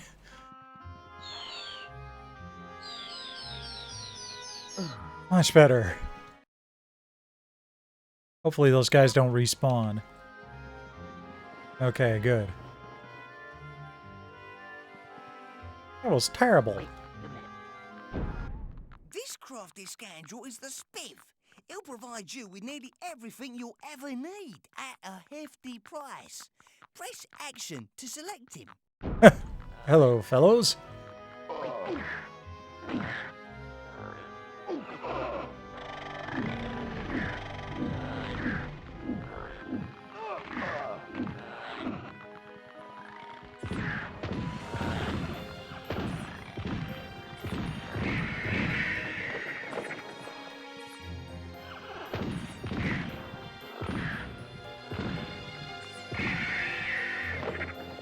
Okay.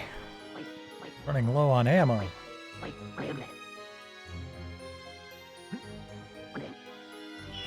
What you buying? Oh, speaking of which.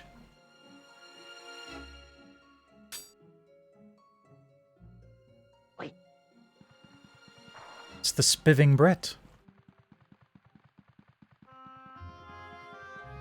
Yeah. Okay. Go down this way. Come on.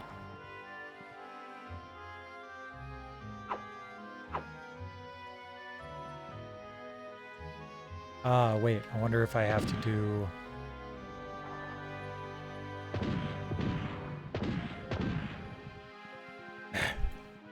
Okay. Probably need some other stuff before I can set that off, then. I hope.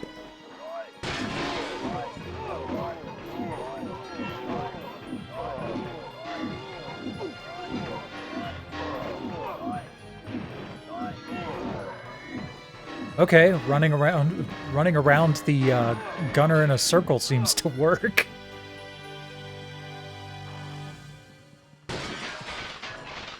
Found torch.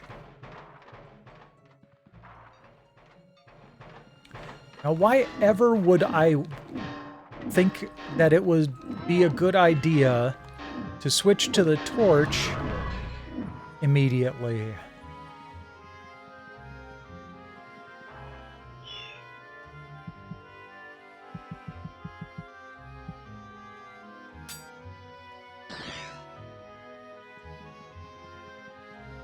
Okay, well, at least I've got the torch there, which is probably what I need to fire the cannon. So tempted to go all the way back to where that healing fountain was. Oh, there we go.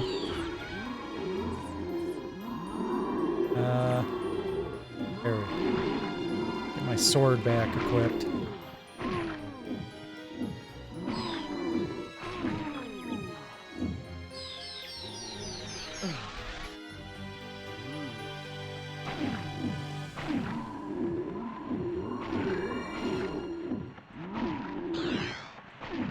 Found the Chalice of Souls.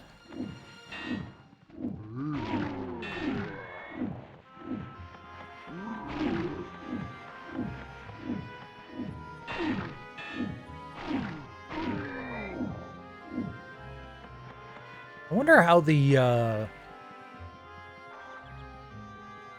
medieval remaster did sales-wise.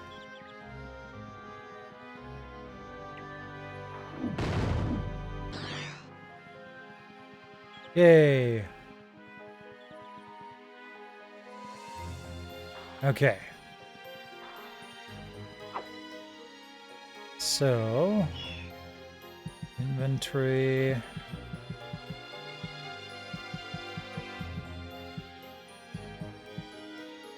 Cannonball. Used cannonball.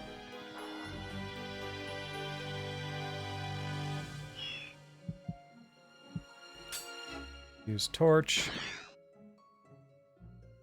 Okay, so now I need to light the torch. Perfect. Okay. Well, let's put that away. While it's still lit. I fear there's some burning going on somewhere. I'm not quite sure I enjoy it.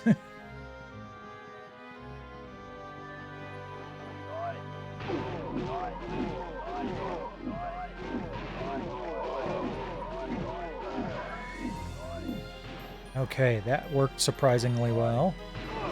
This guy's in a corner, though.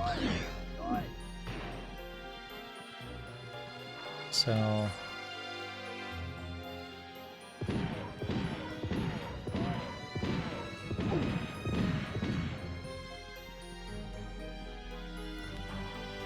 Dinosaur key required, okay.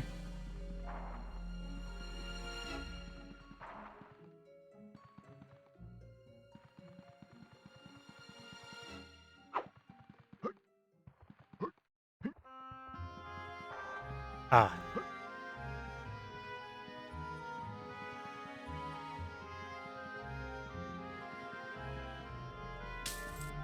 There's the dinosaur key.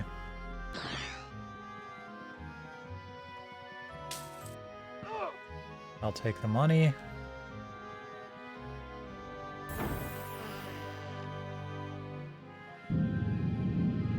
And that's probably the dinosaur. Yep.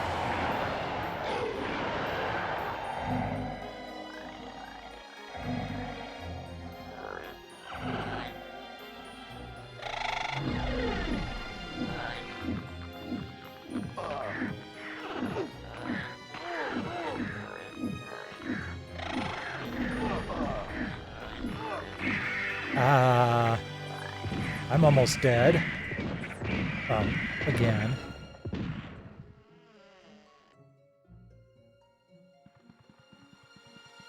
Healing fountain, please?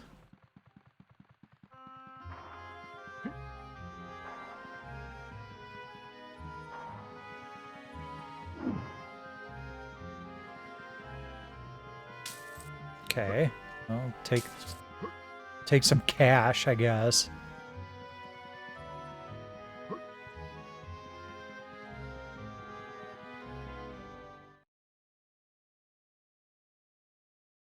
Tyrannosaurus Rex. I see what you did there.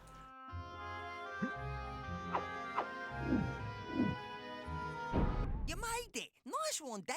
If you meet that monster, don't be too scared. Look for his weak points. Don't let things get on top of you. Get on top of them. Afterwards, I'll take you to meet me boss. Thanks.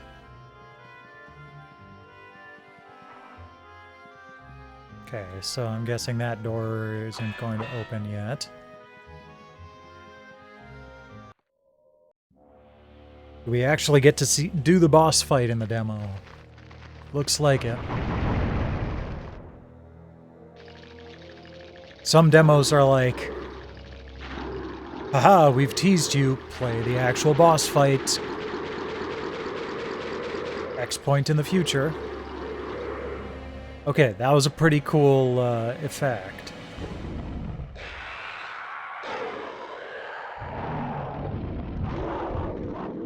Fusroda.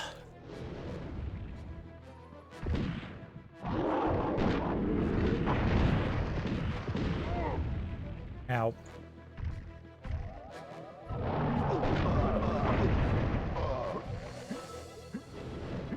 Trying to get... So you said to get on top of things. He just clipped me through the damn screen.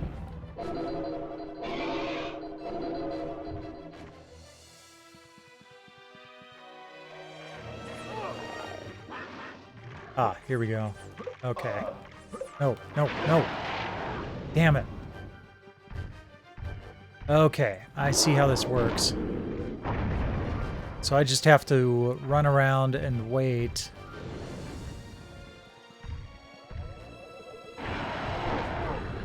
until he himself makes a little bit of a bridge.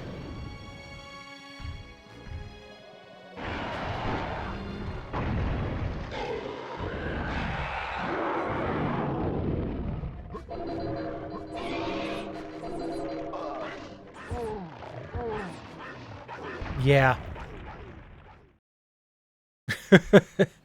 Okay. Coming soon, Medieval 2. There we go.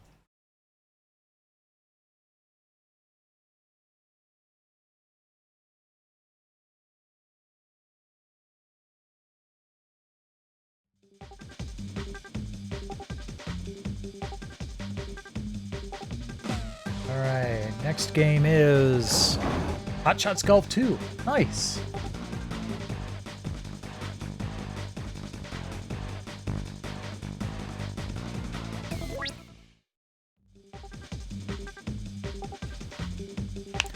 I know how to play Hot Shots Golf. I believe the original Hot Shots Golf is also available on PlayStation Plus Premium as a classic.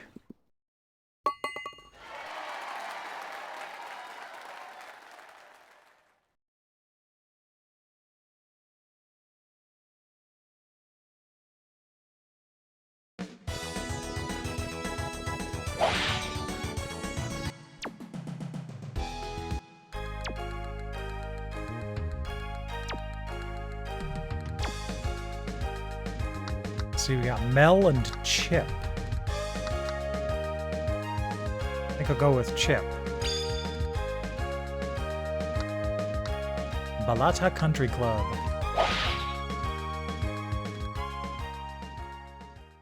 Anakavalata.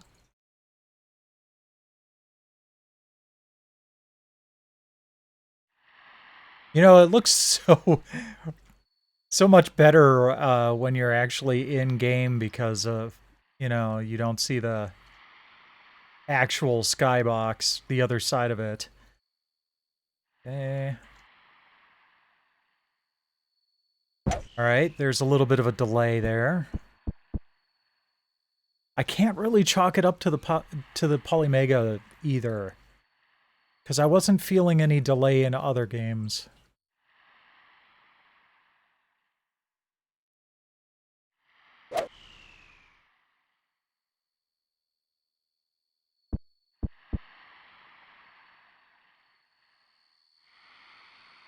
Okay. Let's see here. Got it.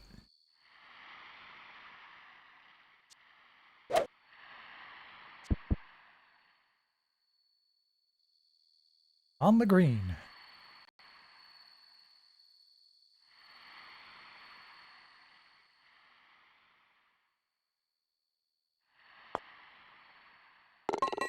Beautiful.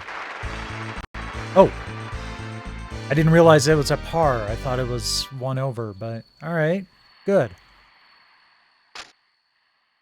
Now that I'm paying attention to it, the next one is par 4 as well.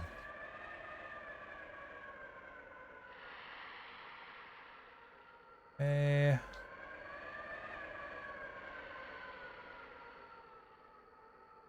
Think.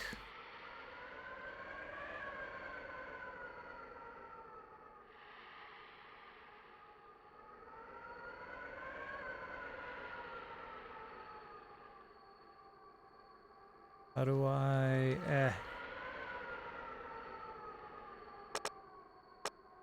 Okay, there we go. Just want to, It looks like there's a bit of wind, and I don't want to, overshoot. Yep, there we go.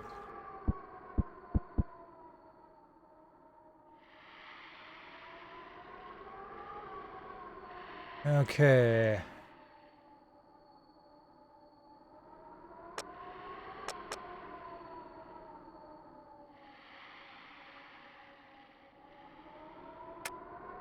Perfect. Almost perfect.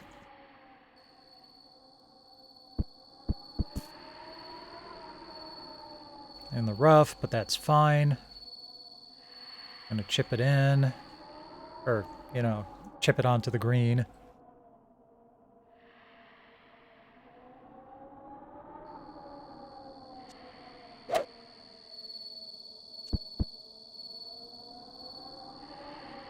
And putting is the easy part. Okay, let's see here.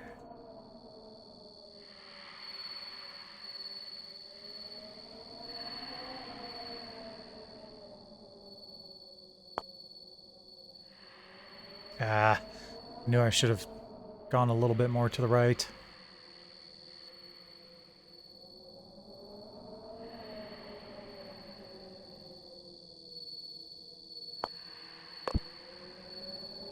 Dang it.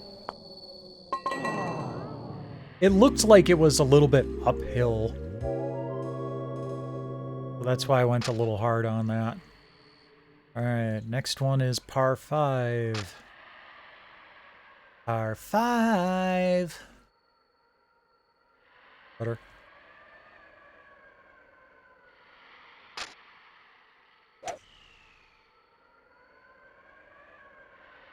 Get over. It's in the trap. It's in the trap. Damn it. Okay.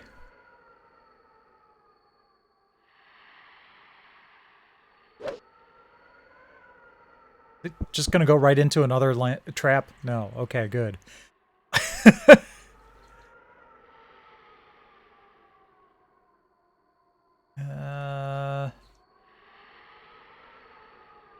That's not gonna go well.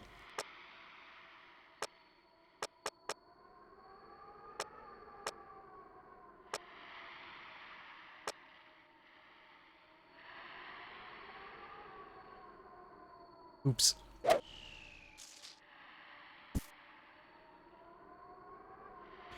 This hole is tough. Oh, jeez, I'm behind the tree.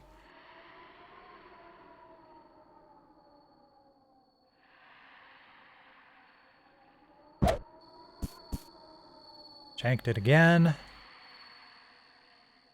At least I'm kind of out from behind the tree.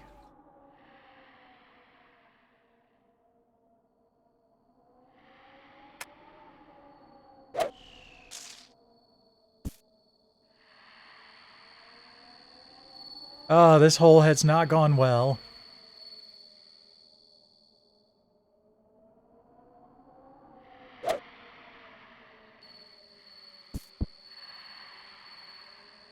Getting there. Stroke 7, jeez.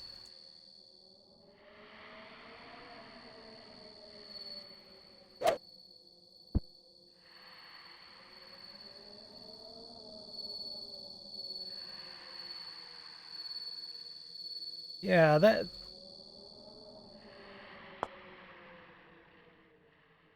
Oh my god, come on. This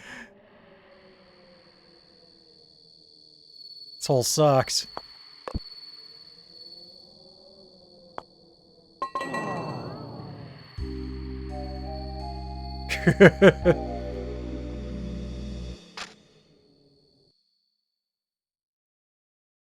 We're gonna end at 3 holes? Yep, okay. Yeah, +7. I know. That went really well. Hooray. Available March 2000.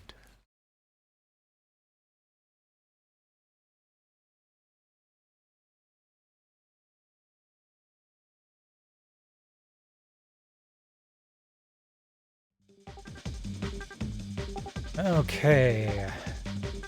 So that didn't go so well. Speed Punks is next.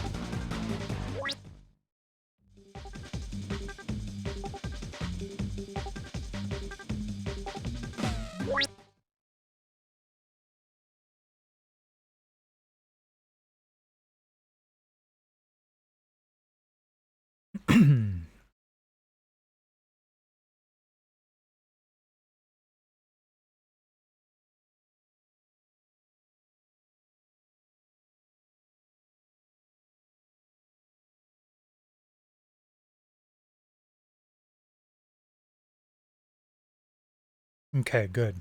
Can use L1 for power slide.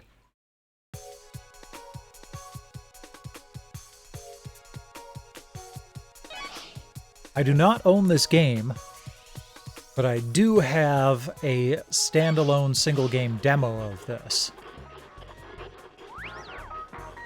Well, if the character's unavailable... What? Leave me alone. Tabitha.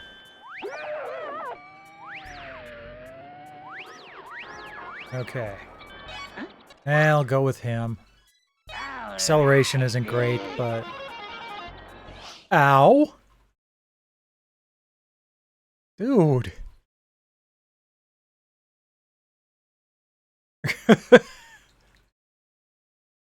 That could not have felt very good.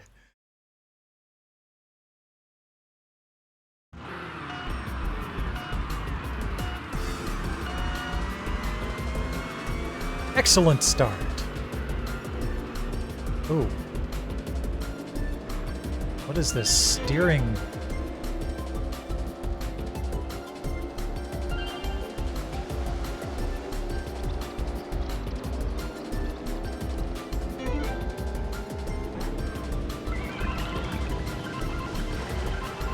Whoops.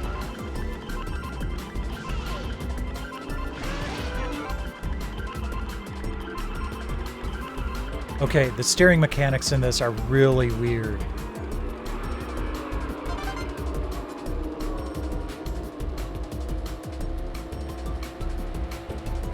In some ways it's nice because there are some racing games where the steering is really, really squirrely and it makes it more difficult. But this is almost too gentle of a steering curve. And it takes way too long for it to actually respond to your controller inputs. That said, I don't think it's something that you know, you could never get used to.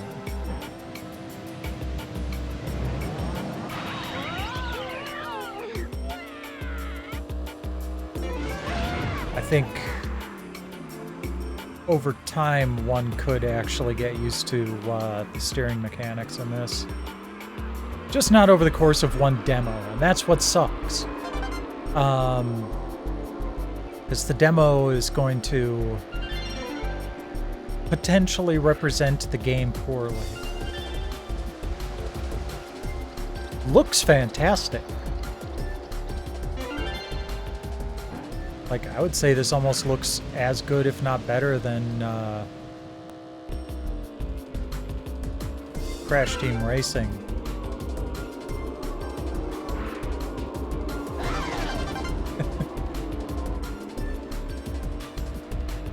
Boo all you like, I've seen what makes you cheer.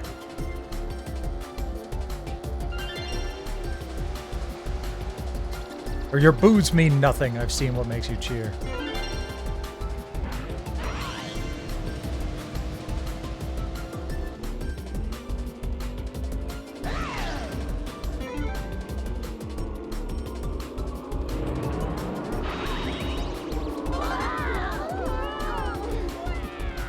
Oh well.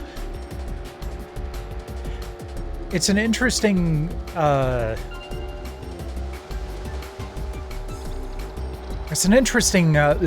feel to it, though.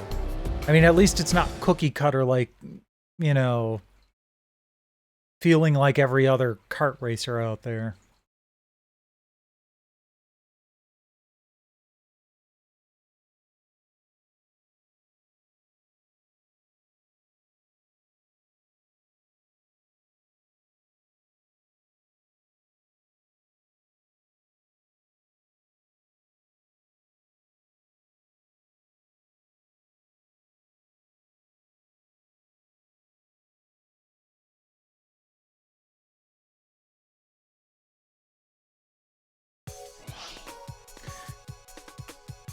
Okay. Go back.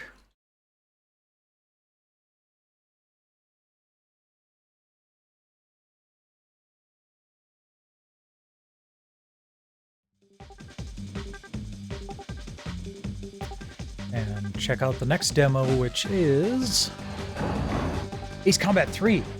Hell yeah.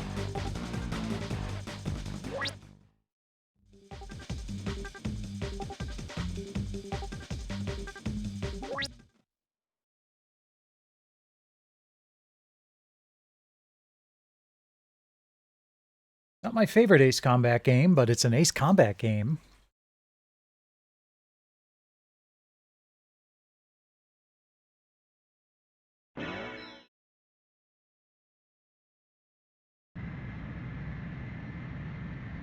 Engage.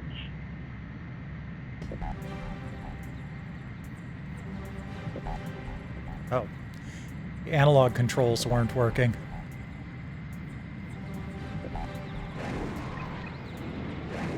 Ah, damn it.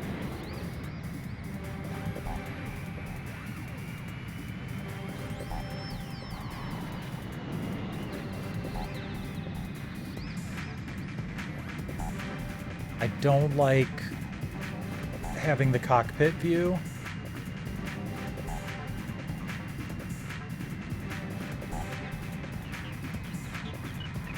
There we go.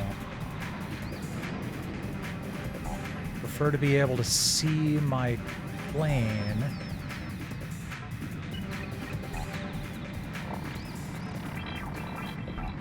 I'm also really, it's been way too long since I've played Ace Combat.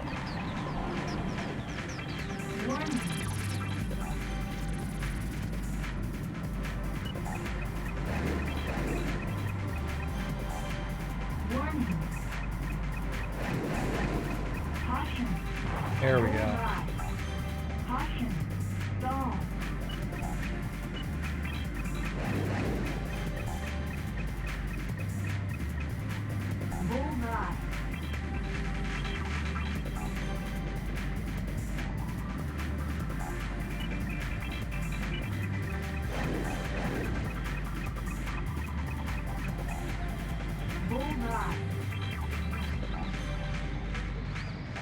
Okay.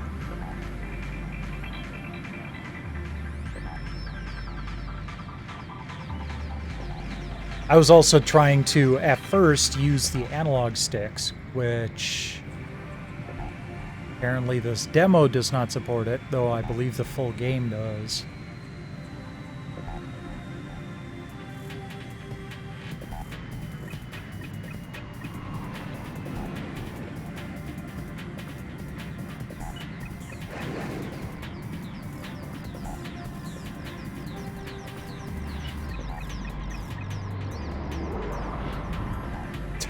Damn.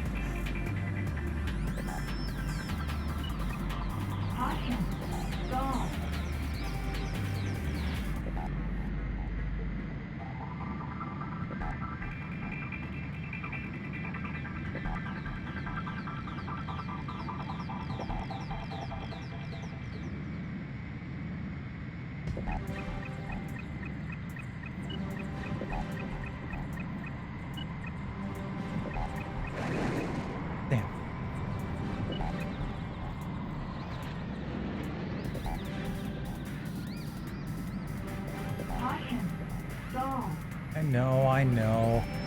Trying to pull these circles too close and end up not,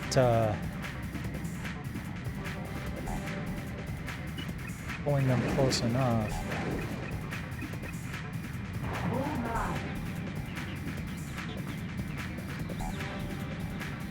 Three minutes left, huh? Alright.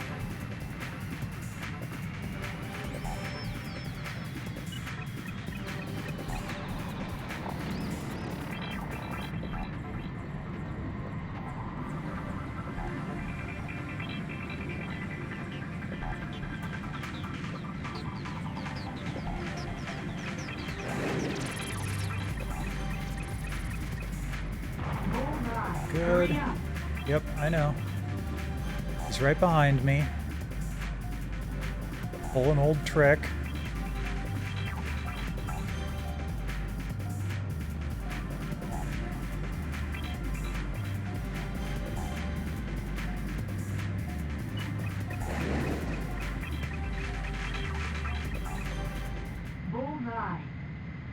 There we go. Whee!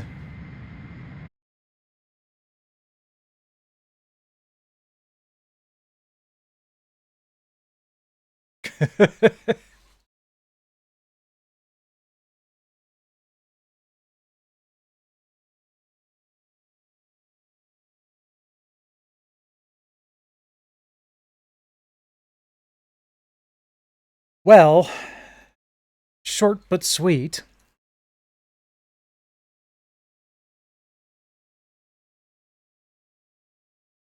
PlayStation 2 Ace Combat games were definitely better. Of course, again, dual analog.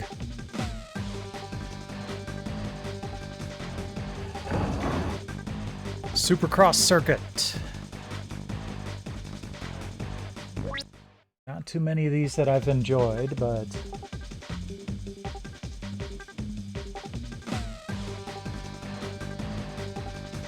Goose. Why is there a goose button?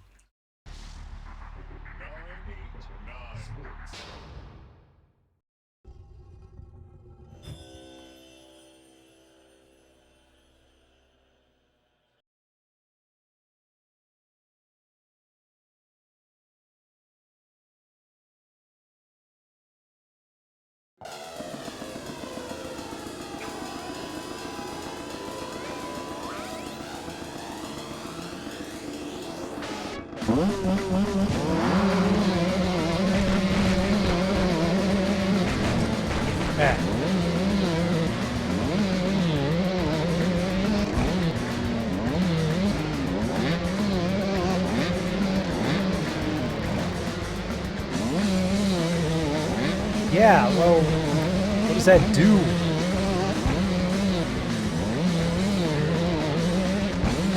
Stop goosing me. I'm doing all I can to actually keep up.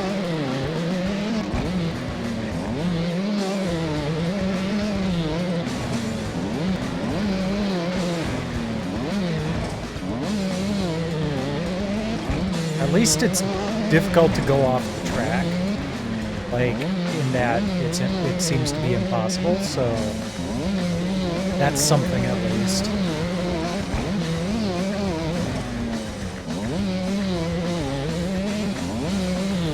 Also, the bike actually sounds like a bike rather than just, you know,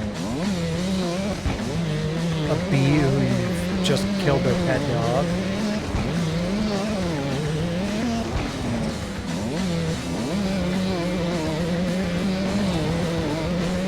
Ah. Okay, I figured out the hard turn thing.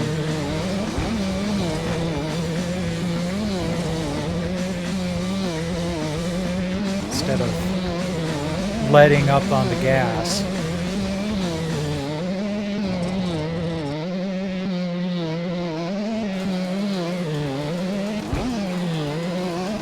Not going to say that the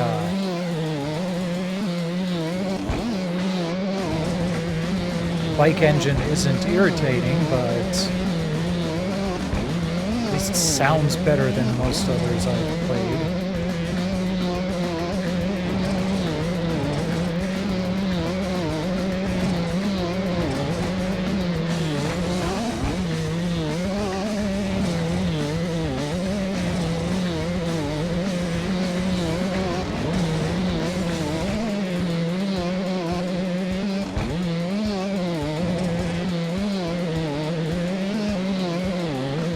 Wow, I'm really that far behind?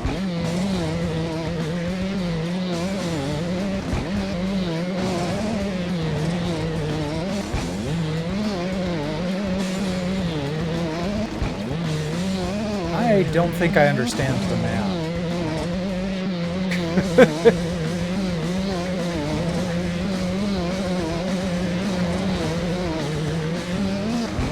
Last lap. Good. Get this bee out of its misery. Wow. All the times I've crashed up against the wall and it finally had enough, huh?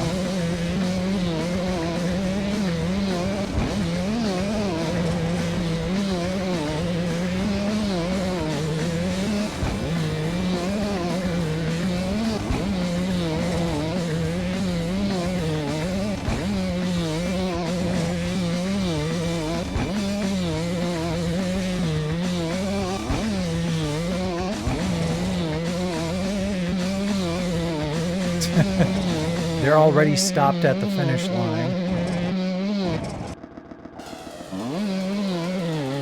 There we go. Fine, I'll press the goose button. Jeez.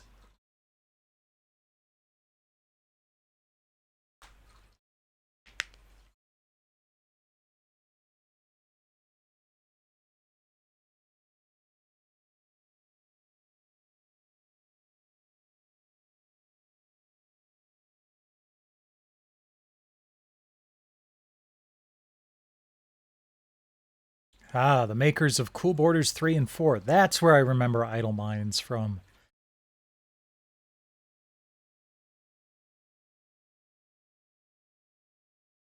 I didn't like those games either.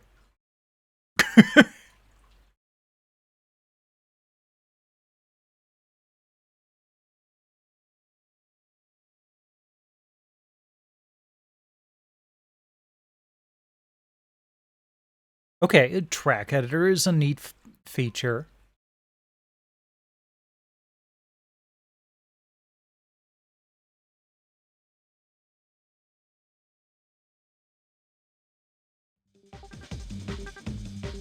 Okay, that one's done. Next demo is Twisted Metal 4.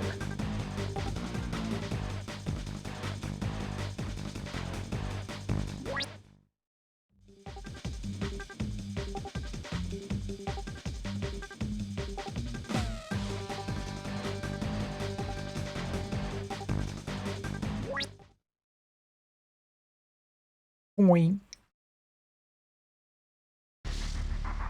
9, 8, 9.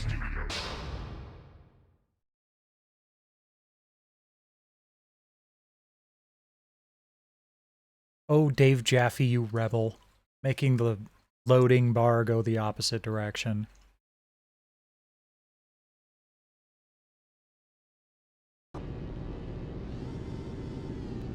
Okay, no analog control. Got it. So, there we go.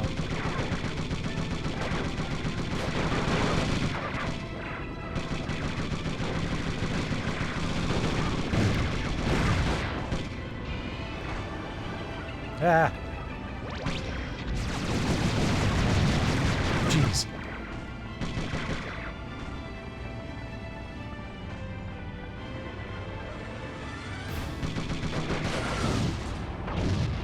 Gotcha. Oh, Calypso is in this fight? Oh, jeez.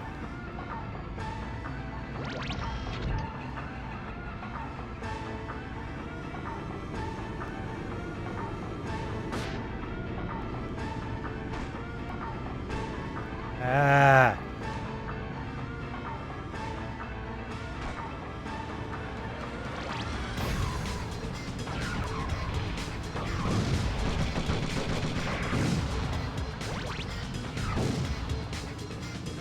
Oh wait, hold on.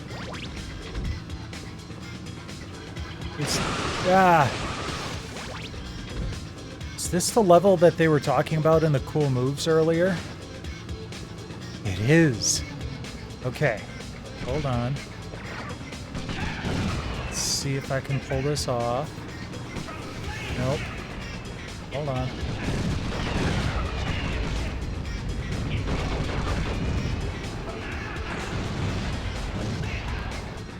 Alright, good.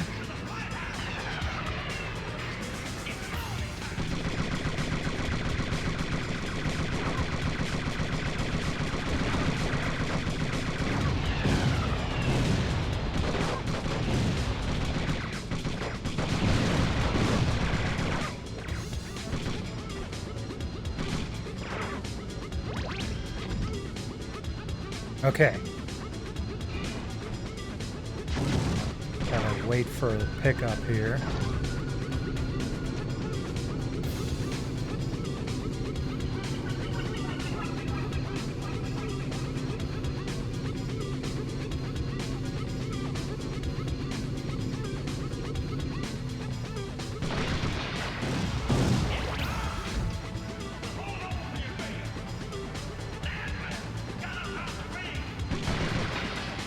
And we get a whole bunch of power-ups.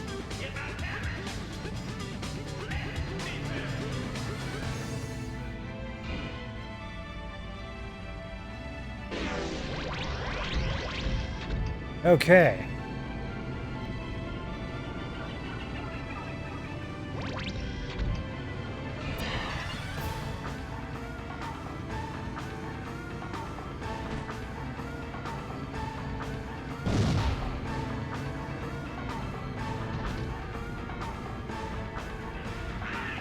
Looks like they were right nearby. Good music. I'll give them that much. Just wish the steering wasn't so touchy. I feel like I'm fighting more than fighting against the controls rather than just fighting against the enemies.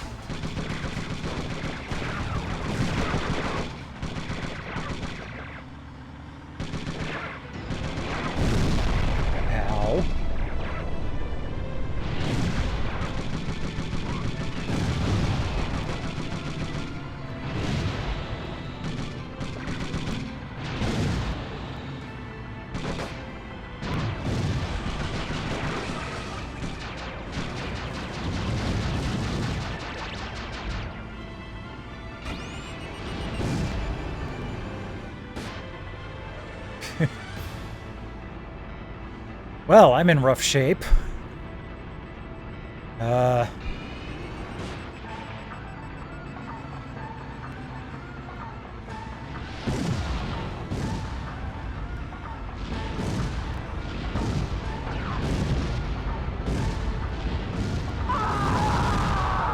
Oh, I actually got him.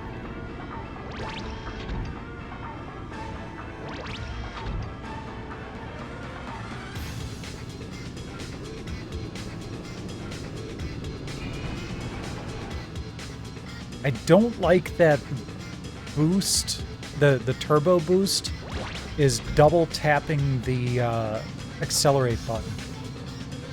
It's nice and easy to trigger, but it's also nice and easy to trigger.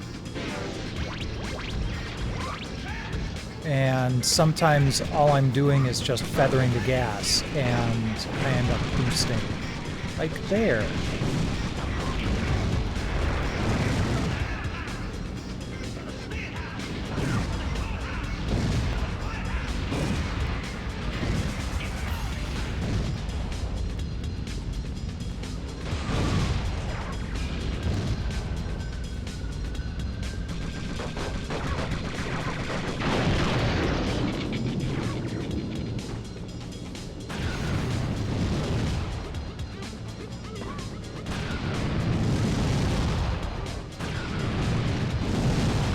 Oh, that's fun.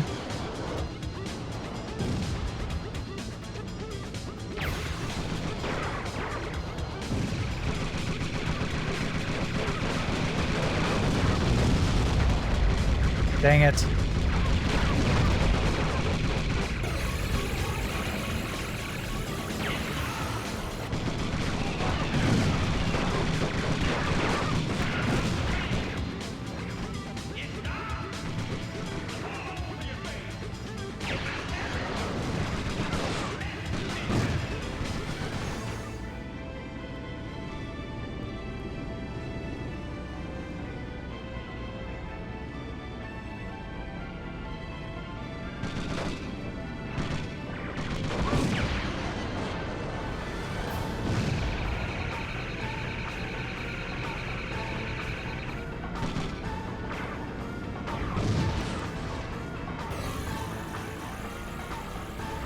How am I still alive?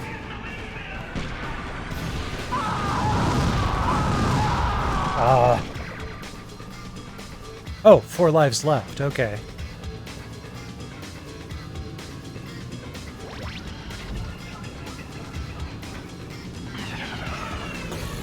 Oh, you bitch.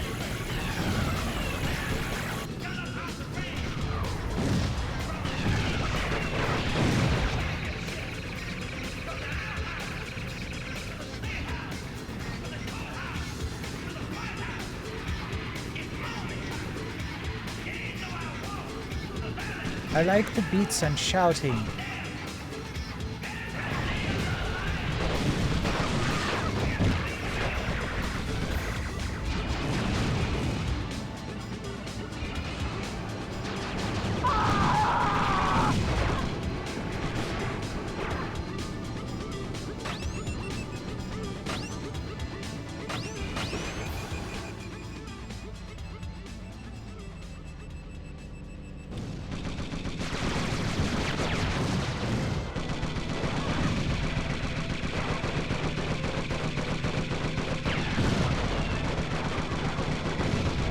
Hey, that's not a bad combination.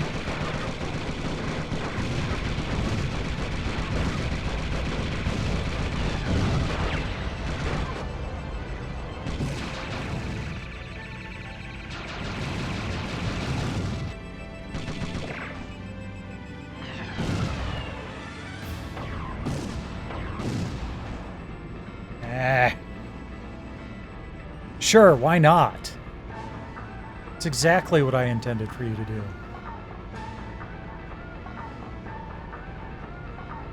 Come on. 1 fire missile. Alright, I should probably get some more ammo.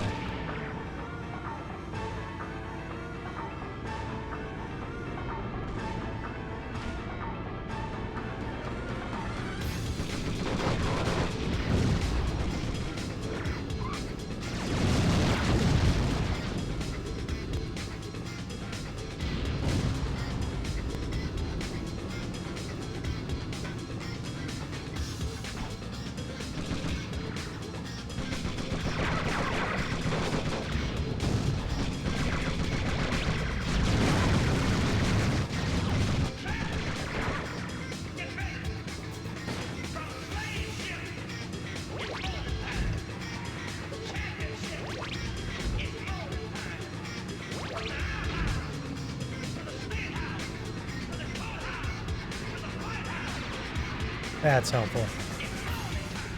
Alright. Come on, you.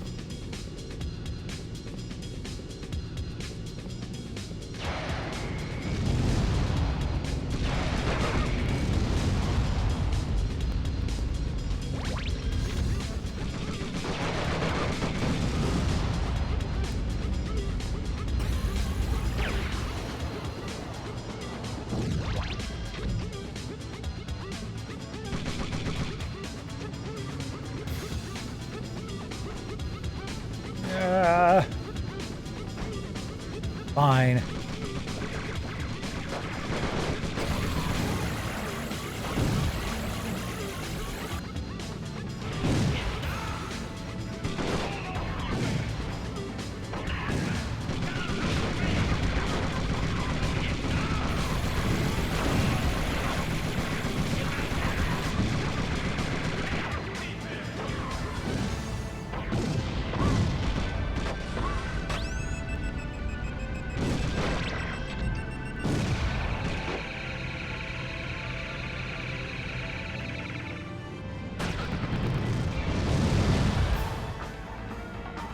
Damn.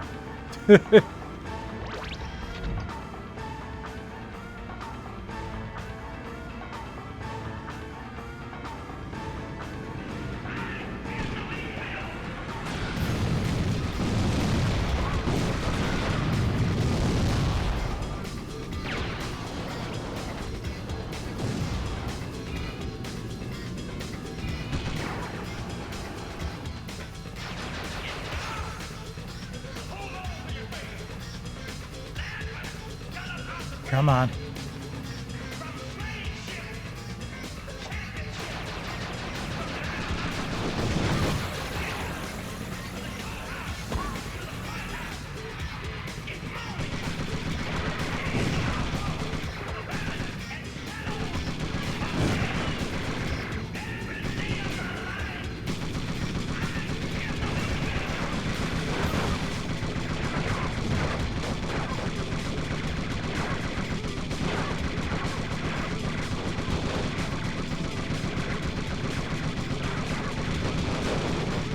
You know what? If this is how it's gonna end, this is how it's gonna end. Damn it.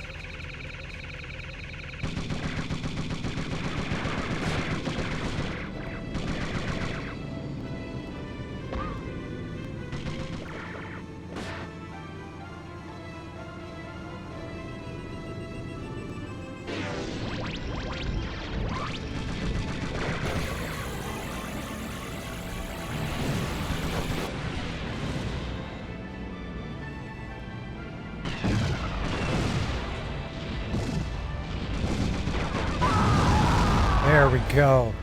What? Okay.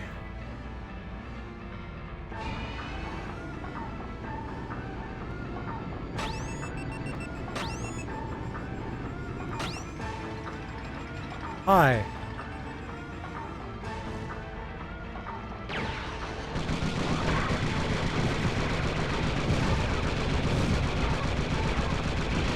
Oh, that is barely hurting you.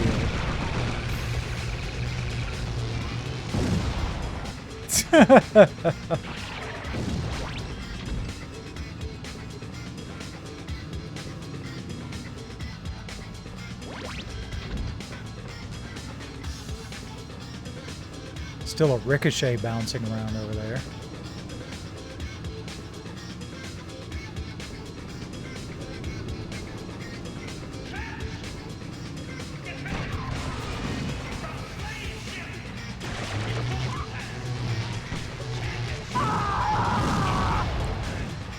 Ah, 3 lives left. Great.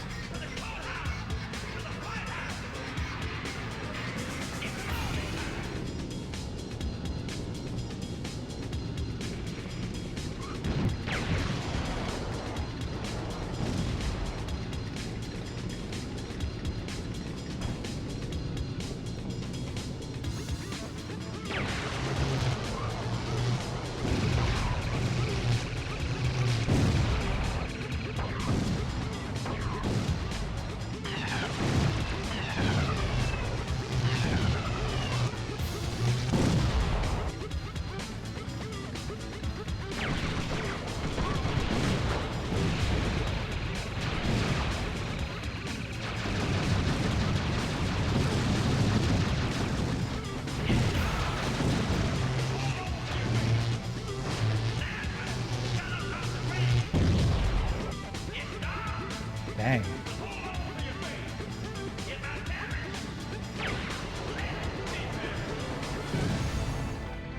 Okay, well, that didn't hit him.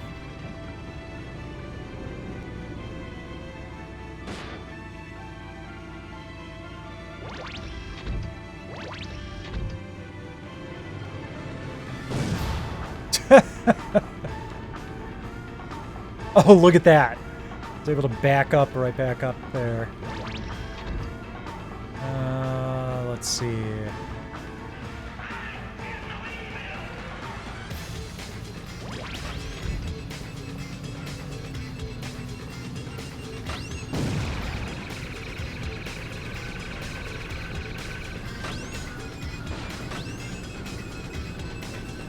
Not what I wanted to do, but I'll take it.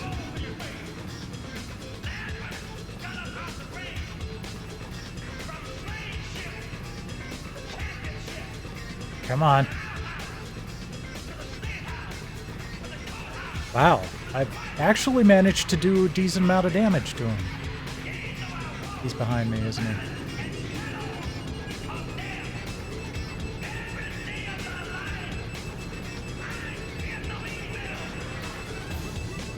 Get on over here, you butthole!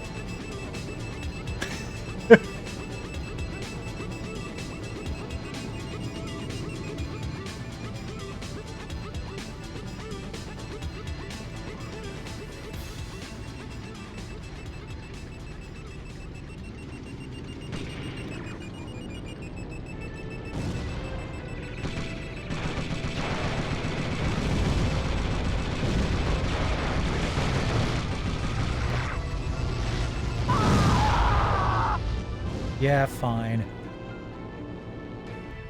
Still have a couple lives left.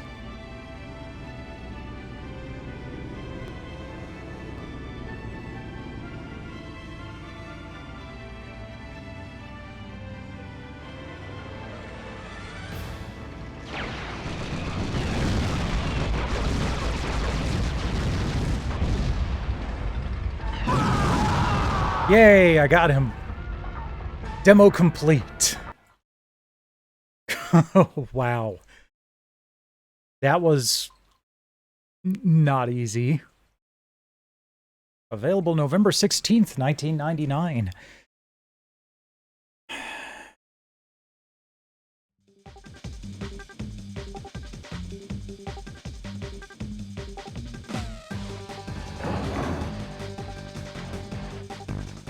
All right, fine. I'll do a basketball game.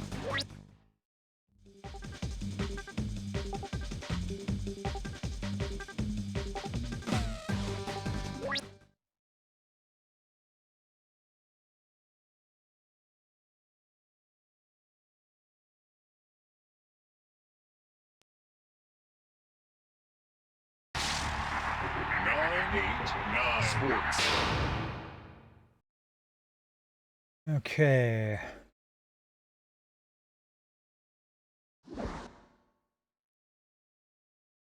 Blue on blue. Fantastic.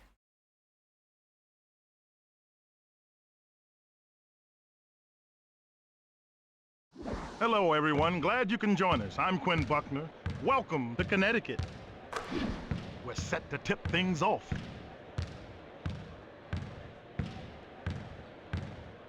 Well, at least the ref is having fun. First personal at 23. What? How was that a foul? That one is in.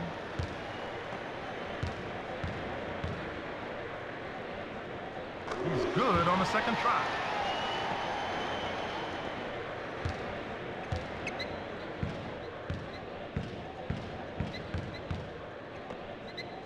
Strong move to the basket. 5. Puts it I out. don't even know who I'm controlling.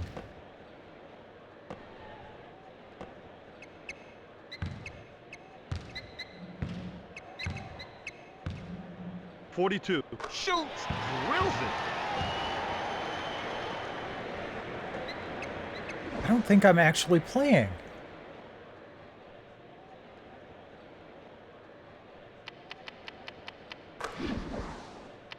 I wasn't. Okay. I don't know why I bothered picking the team that was behind, but you know. Sweet shot. No luck, baby. Connecticut comes up with the rebound.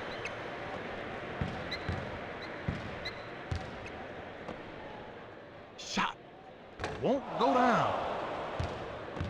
Dude grabs it.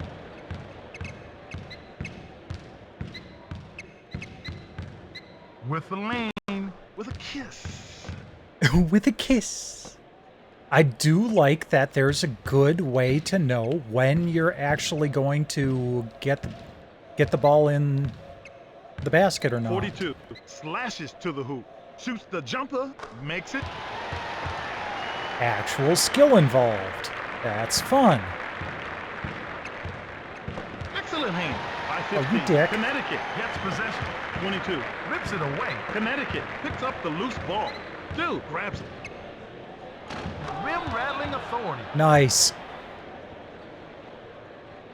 Rim rattling authority. Dude poked it away. Well, a monster dunk. Monster He was dunk. way up there. He flew through the air and threw that one down hard.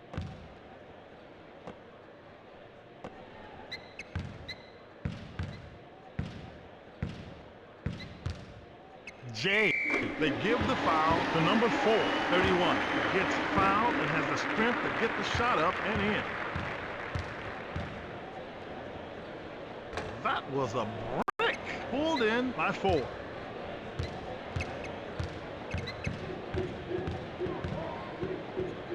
From long range. Off the mark. Connecticut boards it.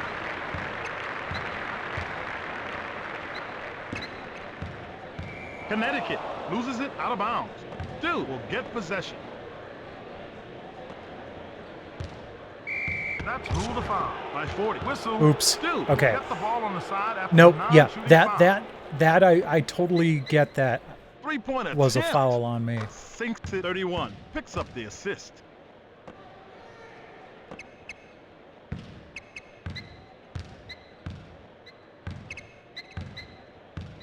He takes it to the hole. 31 from outside. He takes it to the hole.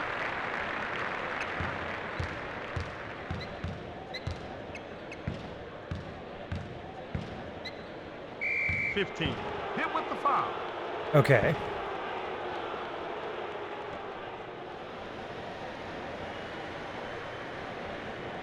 Knocks down the free throw. Off the mark. Yeah. Connecticut boards it. It's almost as bad as Steamwood and Brave Fencer Musashi. 42 with the jumper. Oh, we're tied.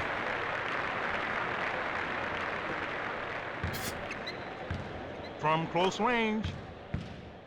Connecticut wants a timeout. They'll go over things for one last play. All right, this is close. I didn't actually expect it to be close. Where's my guy? Oh, there he is.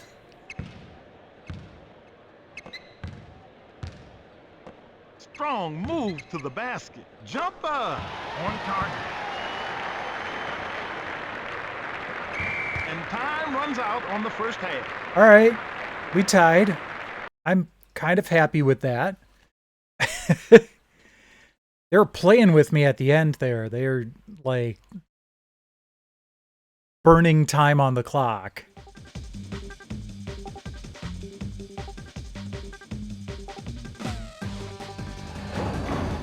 Okay, MTV Music Generator.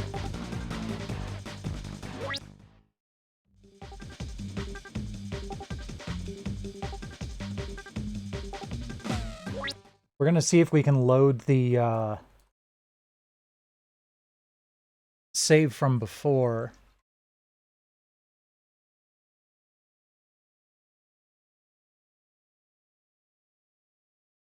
Drums and bass.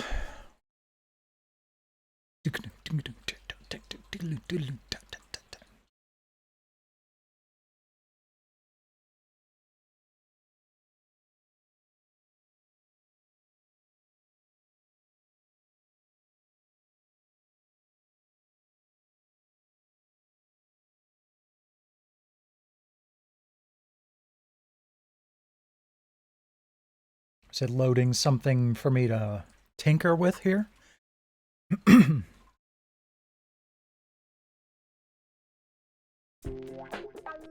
Oh, cool. Demo mode.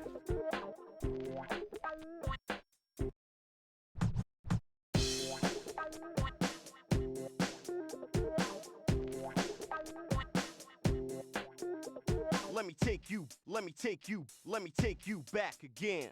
Let me take you back again. Let me take you back again. Interesting. Let me take you back again. Oh yeah. Oh yeah. Drop the bass. Dang it, I was enjoying that.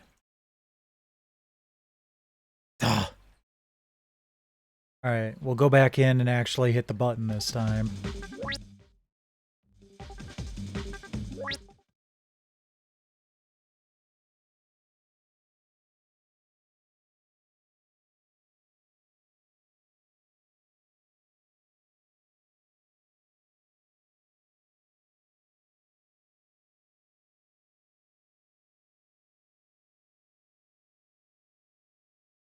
Comprehensive, easy to follow online help that probably isn't there anymore.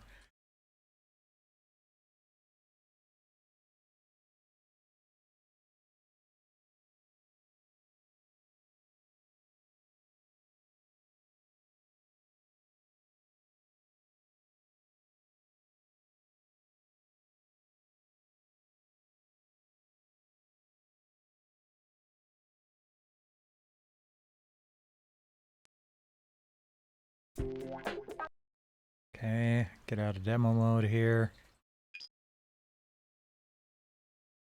Welcome to the MTV Music Generator demo. We hope you enjoy using the most advanced music creation product on any console.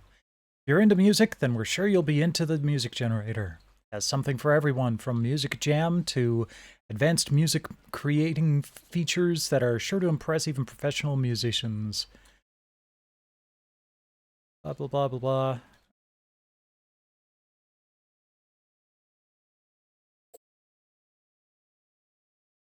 Okay. Riff editor is not available. It's the riff palette. There we go. Dang it.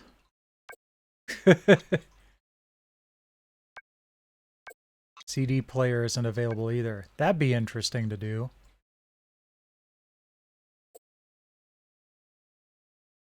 Wow. Actually gives you RAM availability? That's kind of wild.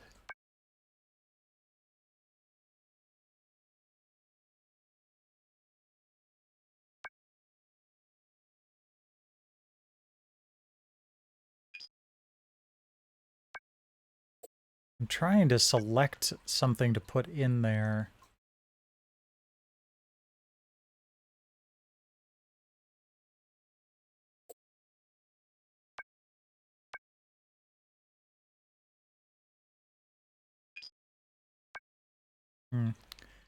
Oh, wait.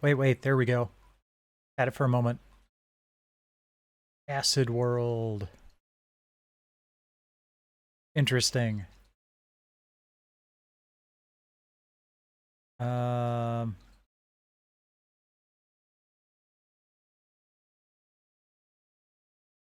right, so we got that. Can we do like multiple video tracks?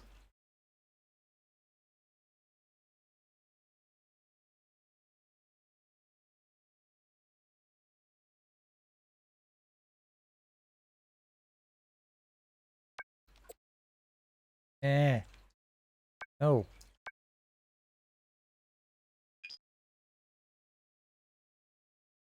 All right.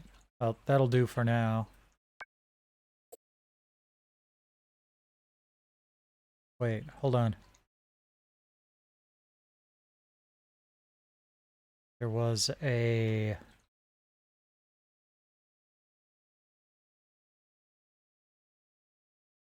Sure. Okay. We'll put that in there.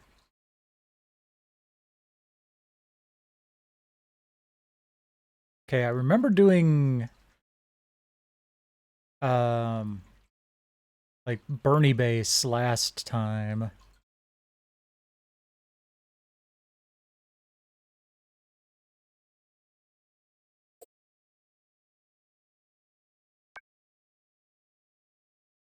there a way to sample what it sounds like?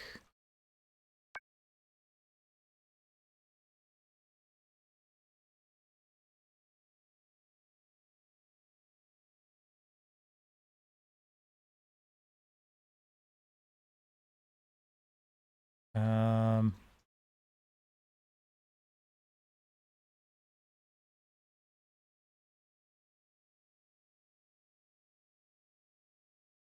no.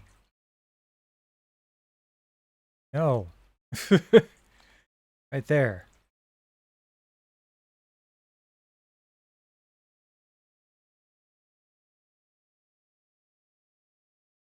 Let's do...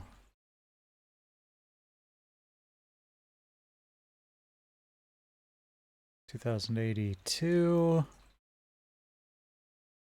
2083.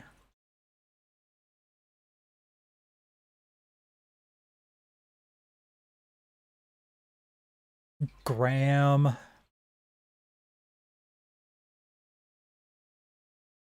Two beats of silence and then start over. Okay. How do we actually play? There we go.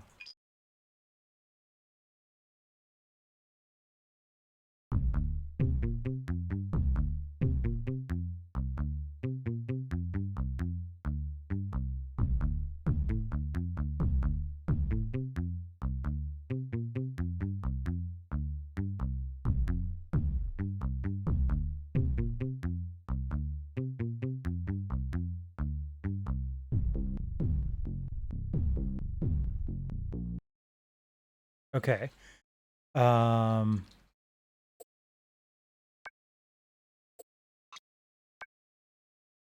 Video stuff is still there. All right. Oh. That's where the music jam is. Okay.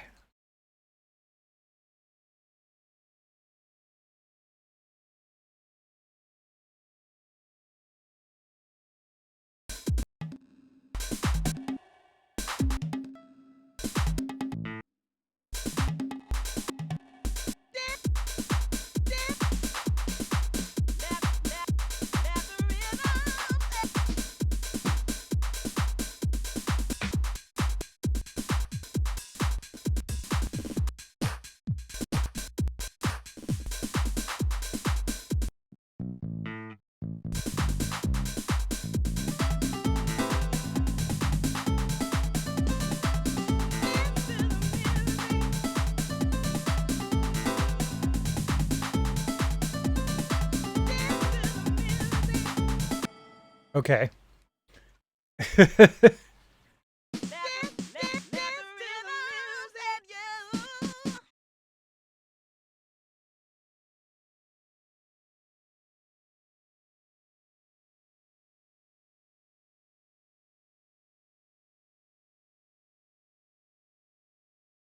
Please wait, shutting down.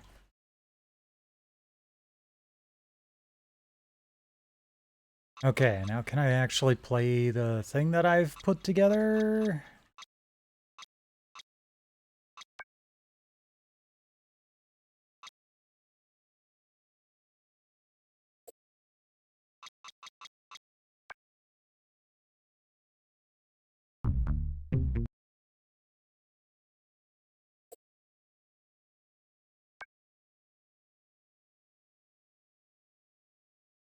Um...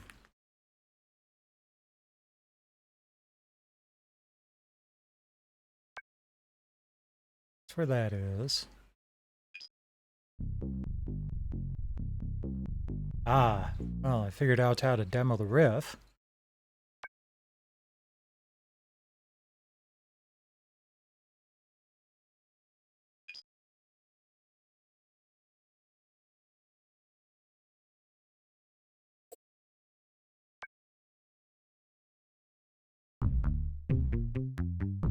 But I want to see the whole thing with the video and everything.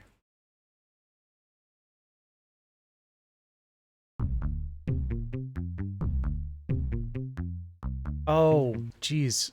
Okay. That only lasts for one beat? Well, that sucks. Well, I think we're done. Gotta move on.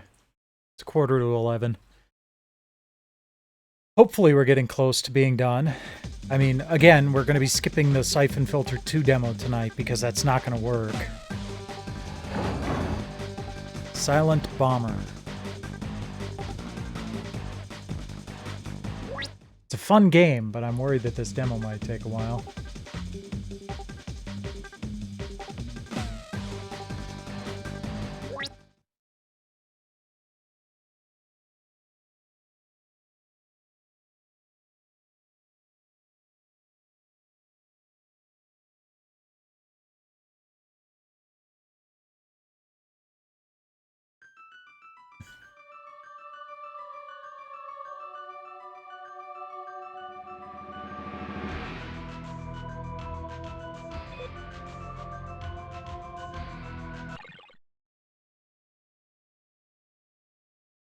Well, we'll go through the tutorial first.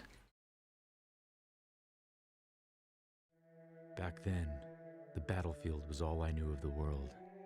And the voice that issued orders to me, was the only thing I could believe in. Yuta, come in. This is Utah. I'm ready for my instructions. Very well. This will be your first taste of real battle. Fulfill this mission and prove to me that your training has paid off.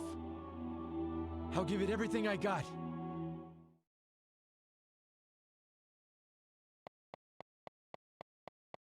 First, remove any obstacles that stand in the way of the squads coming up behind you. Then, plant a bomb on the marked area. All right, now stay clear of the blast radius. Good work. Perfect.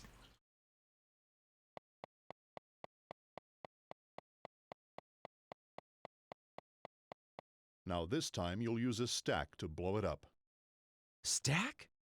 A technique Stack? employing multiple explosives to increase the blast. When you set it, hit the button twice. Then put some distance between you and the bombs. There. That'll do it.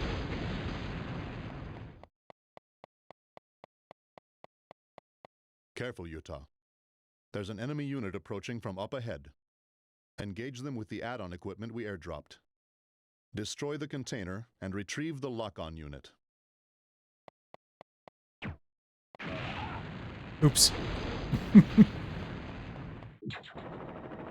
Enemy at close range! Okay, listen. I'll explain how to use the lock-on unit. First, hold down the set button and call up your sight. Fix the enemy on your sight and lock on. You've just planted a bomb on the enemy. Hit the detonator button. Well done. Pick up the material dropped by the enemy. What you have there is a highly volatile liquid. Using this in conjunction with your bombs will result in more powerful and deadly explosions. Look at the window located to the side of your life gauge. Note that napalm is currently selected. Push the button and try using it.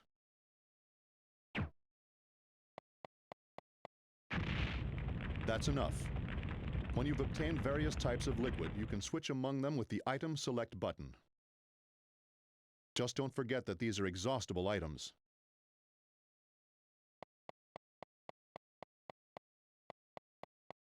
Eliminate this final obstacle on your own.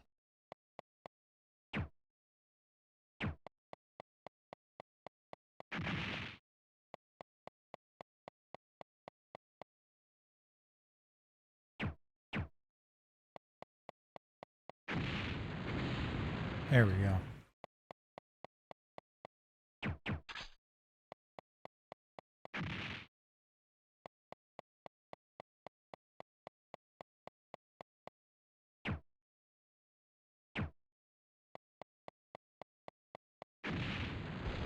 All right, go on ahead.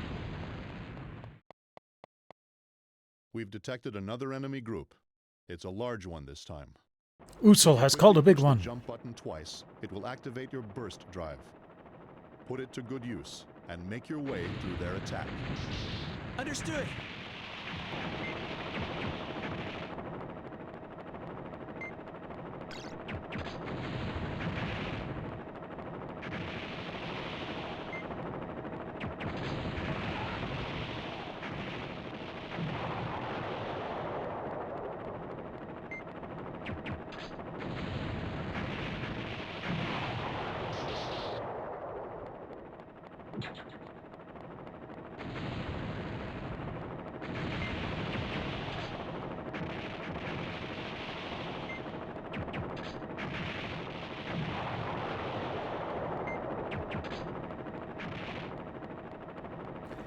This is, unfortunately, if I remember correctly, a pretty expensive game. But at least it's an expensive game that's actually fun.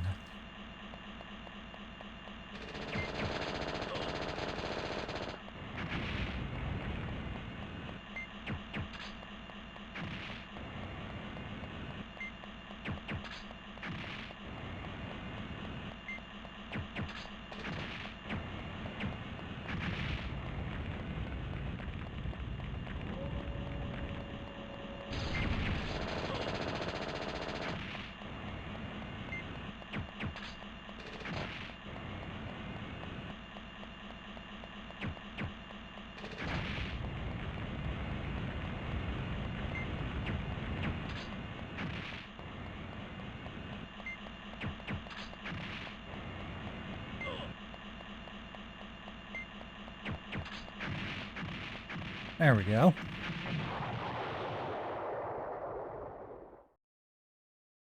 What's this place? It's an enemy stronghold. Burn down the entire installation. Roger. Arson is my middle name.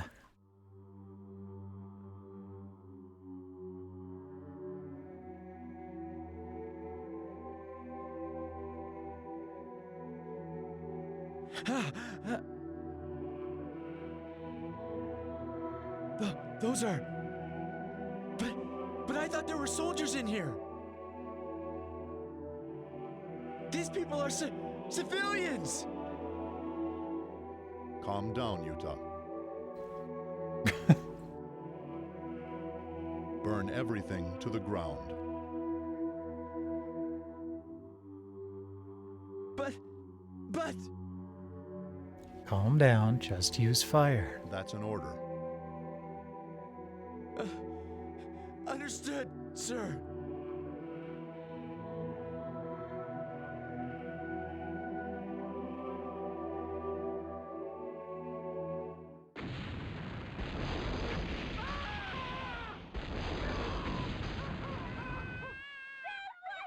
Oh, jeez.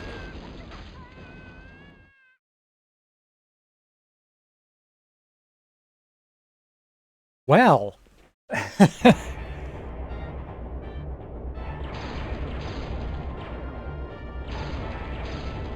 Assault teams, launch capsules.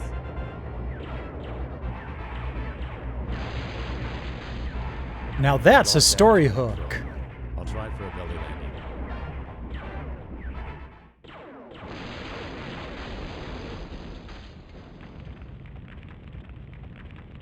Utah! Utah! Come in, Utah! I am reporting no damage to E-Unit. Now commencing the operation. I'm not Utah, I'm Idaho. We're in trouble, Henri! Everybody's getting shot down! But how did they see through our dummy codes? Don't waste time worrying about that. Give me instructions. That is what you're here for. Yes, I know! Assault teams, destroy all anti-aircraft weaponry! Acknowledged.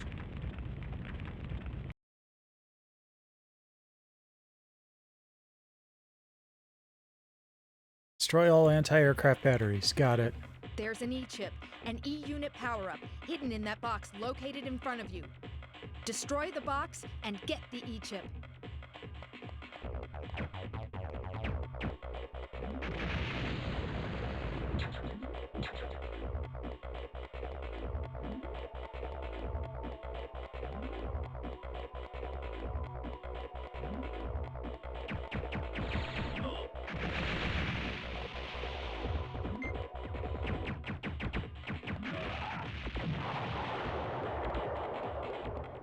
I like that you can destroy the monster The generators in beam this. gate has generators on either side.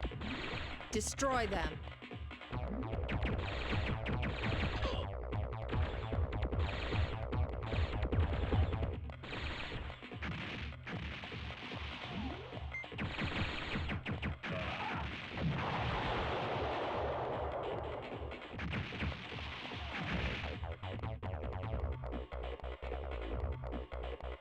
Okay.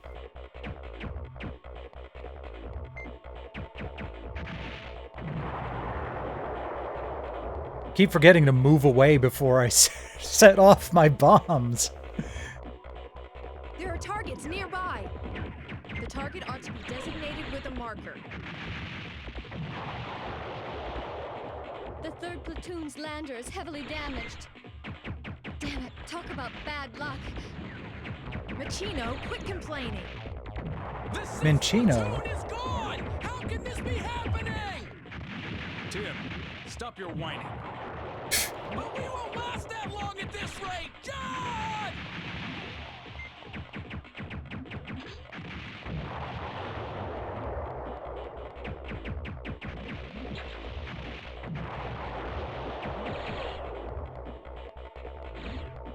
Come get me. No? Not that stupid? Alright. I can appreciate that.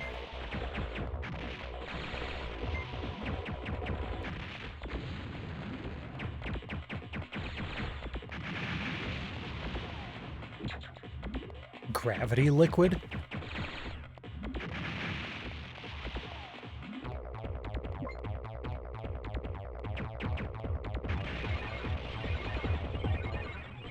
Fun.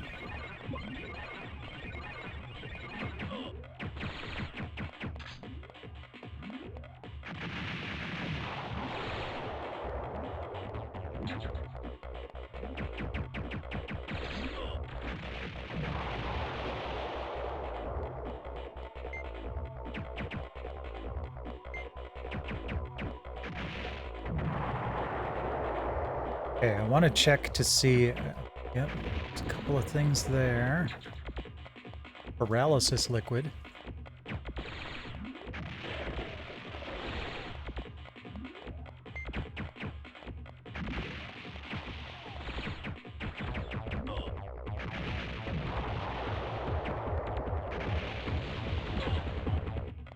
Ah, got the E-chip.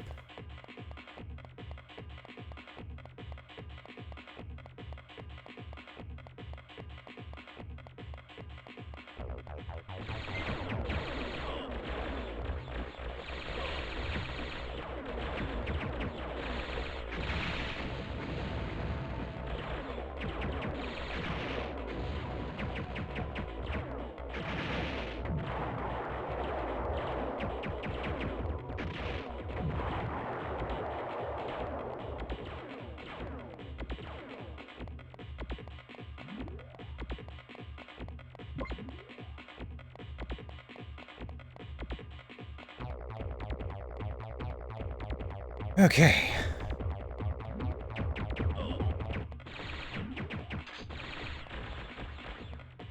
Open up again. No.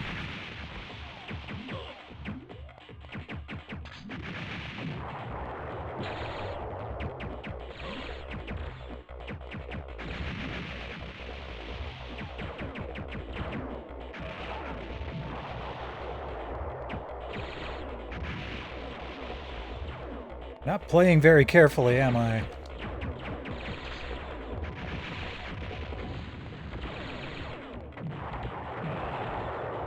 Ow. Okay, that was pretty impressive, though. Target is still remaining. Destroy everything! Yep, working on it.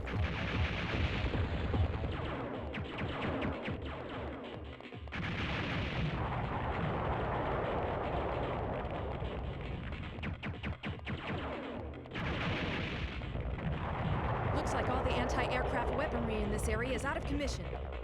The area designated with a marker is the next place you should go. Follow the marker and proceed ahead. I'm there. Okay.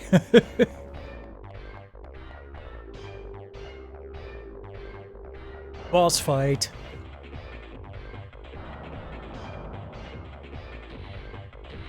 Those are multi-legged anti-aircraft weapons. I'll eliminate the targets. Get clear.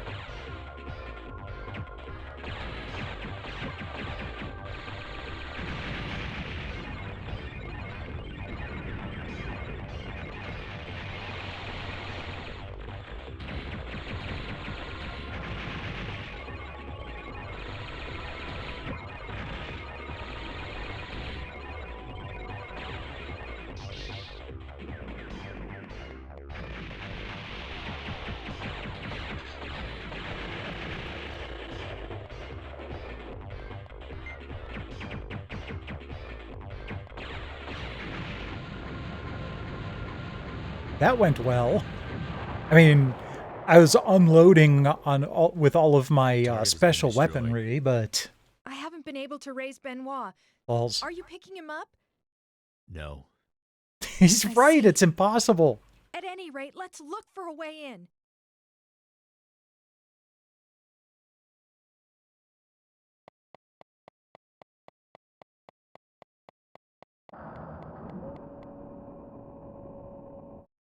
To be continued. Silent Bomber, now on sale. Let me check on that really quick here. Let's see here.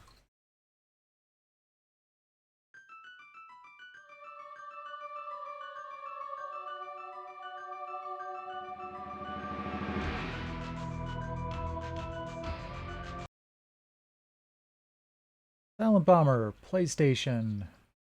$90 loose, 160 complete. Oh, retro prices.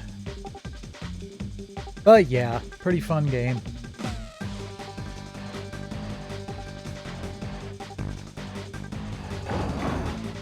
Next up is Spider-Man.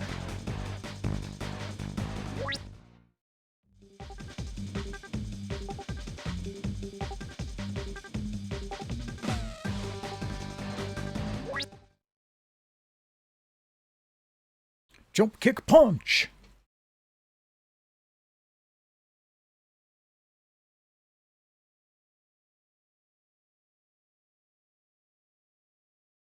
Neversoft, huh?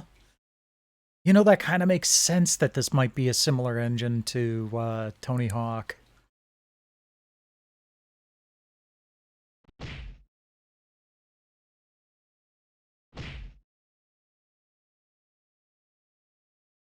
Okay.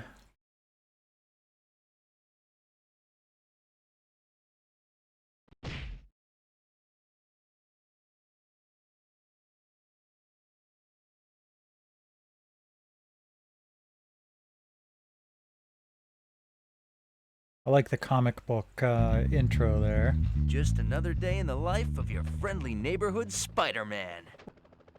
Hey, Spider! Hey, Black Cat, what's going on? Jeez. I know there's been some trouble, but the bank's being robbed and they've got hostages. Use your Spidey compass and get to the bank quickly. Thanks, Cat.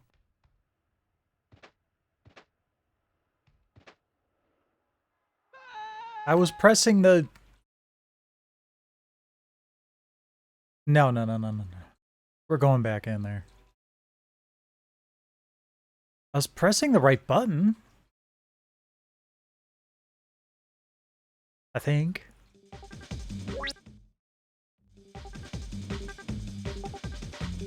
I was pressing R1 for web zipline, but I think I was supposed to press R2 for swing web.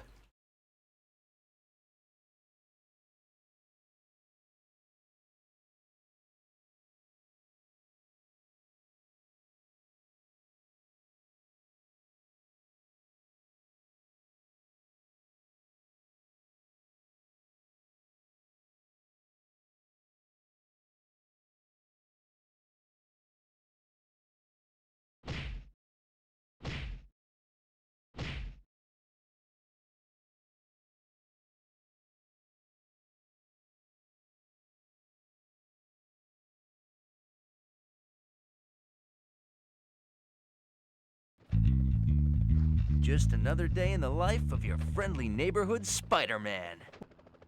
Hey, Spider! Hey, Black Cat, what's going on? I know there's been some trouble, but the bank's being robbed and they've got hostages. Use your Spidey compass and get to the bank quickly. Thanks, Cat. There we go.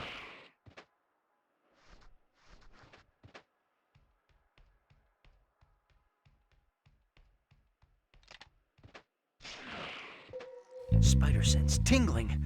Something's going on here.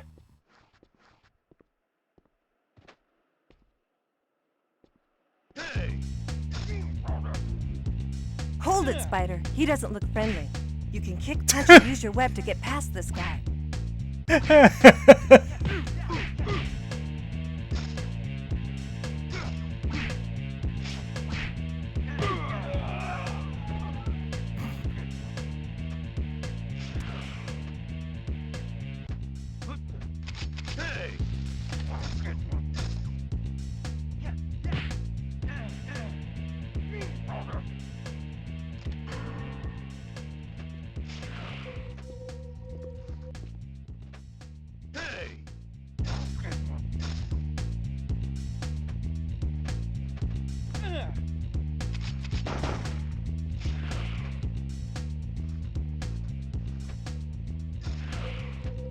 There we go.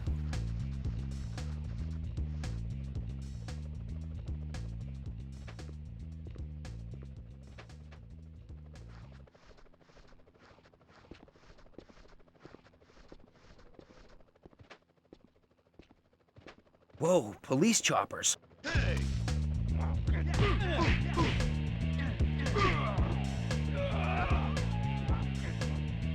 more web fluid is what I need.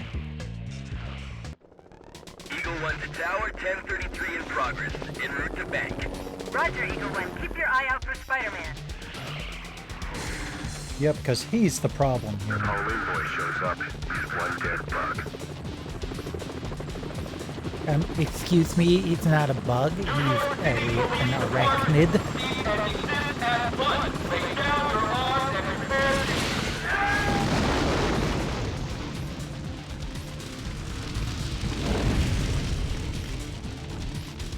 These guys are serious.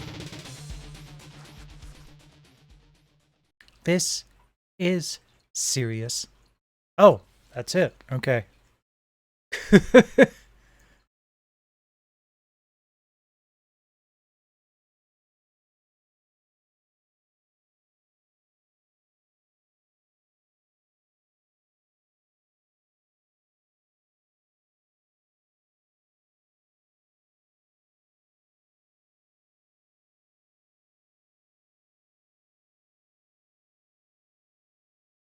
I was waiting for it to go on its own, and it was waiting for me to press a button. Oh, I love it when that happens. Okay.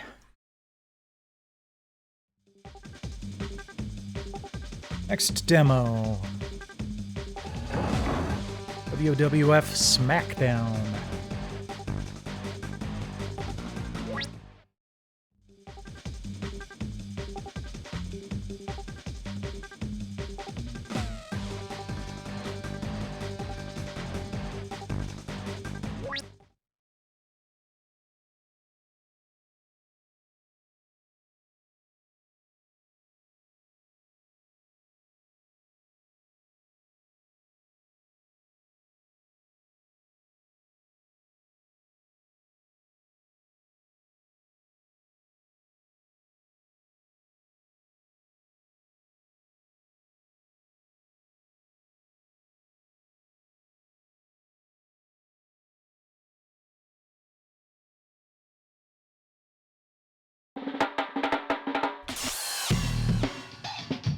Okay.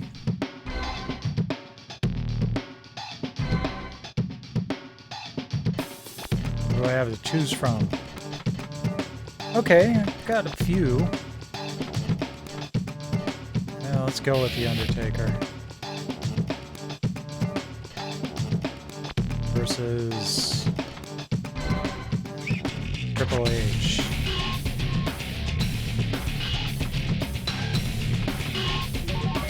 No, no, no, no, no, no, no.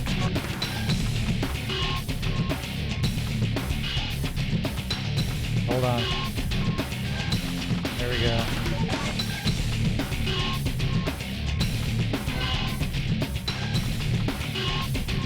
Give myself an advantage here.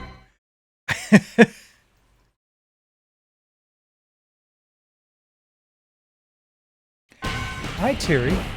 Oh, hold on.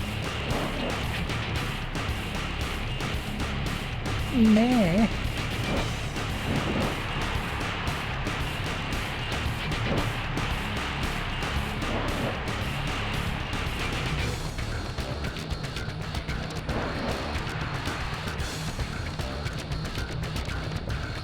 Okay, what is going on here?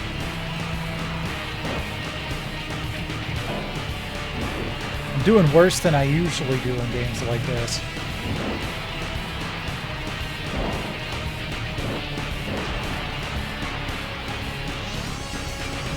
One.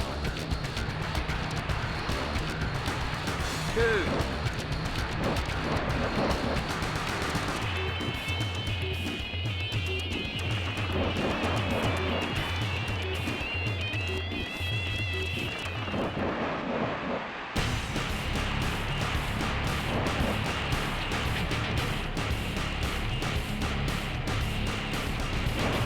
Okay, that was the wrong button.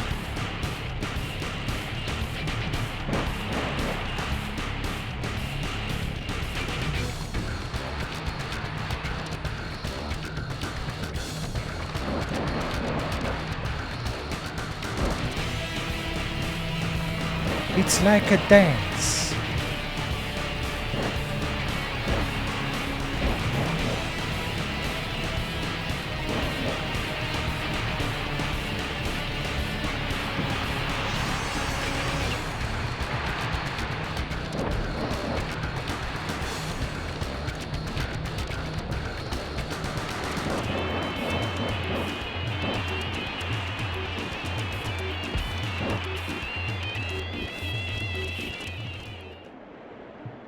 Oh, music ran out. Time to loop. Come out.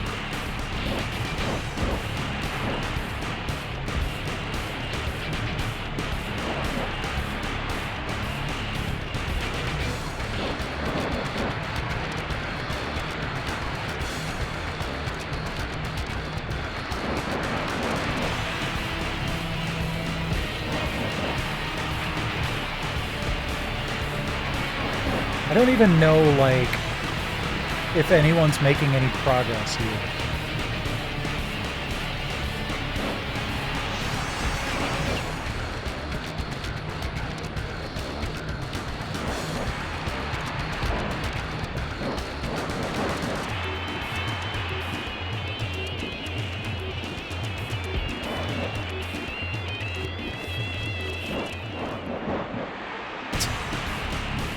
Alright, so we're on loop 3 of the minute and a half music loop here.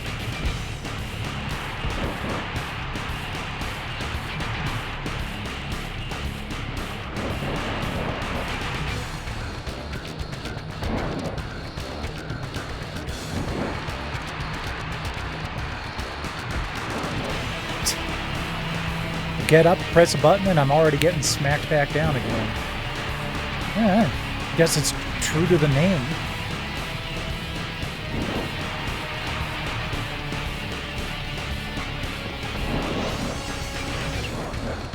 Yeah, that's okay. I'll stay down now if you want.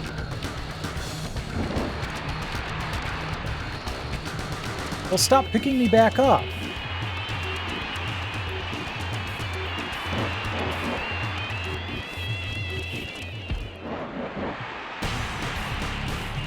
Oh, I guess it's a 1 minute loop. Give up.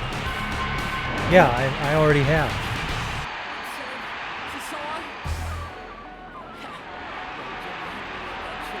Couldn't you tell?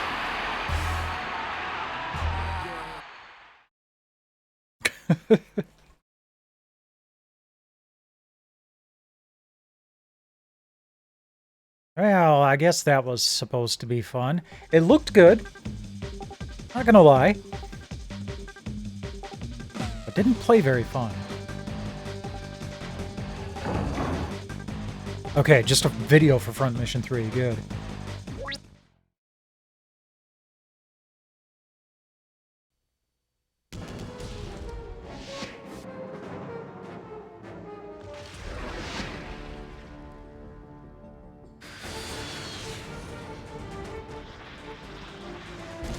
Wait, Front Mission 3 is on the PS2. Okay. I think. I don't remember. No, Front Mission 3 was PS1. Front Mission 4 was PS2.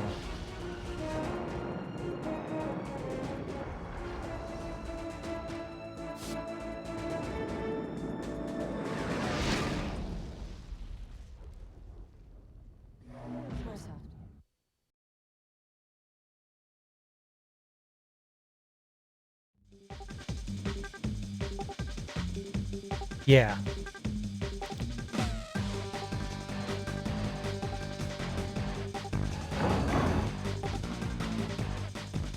Okay.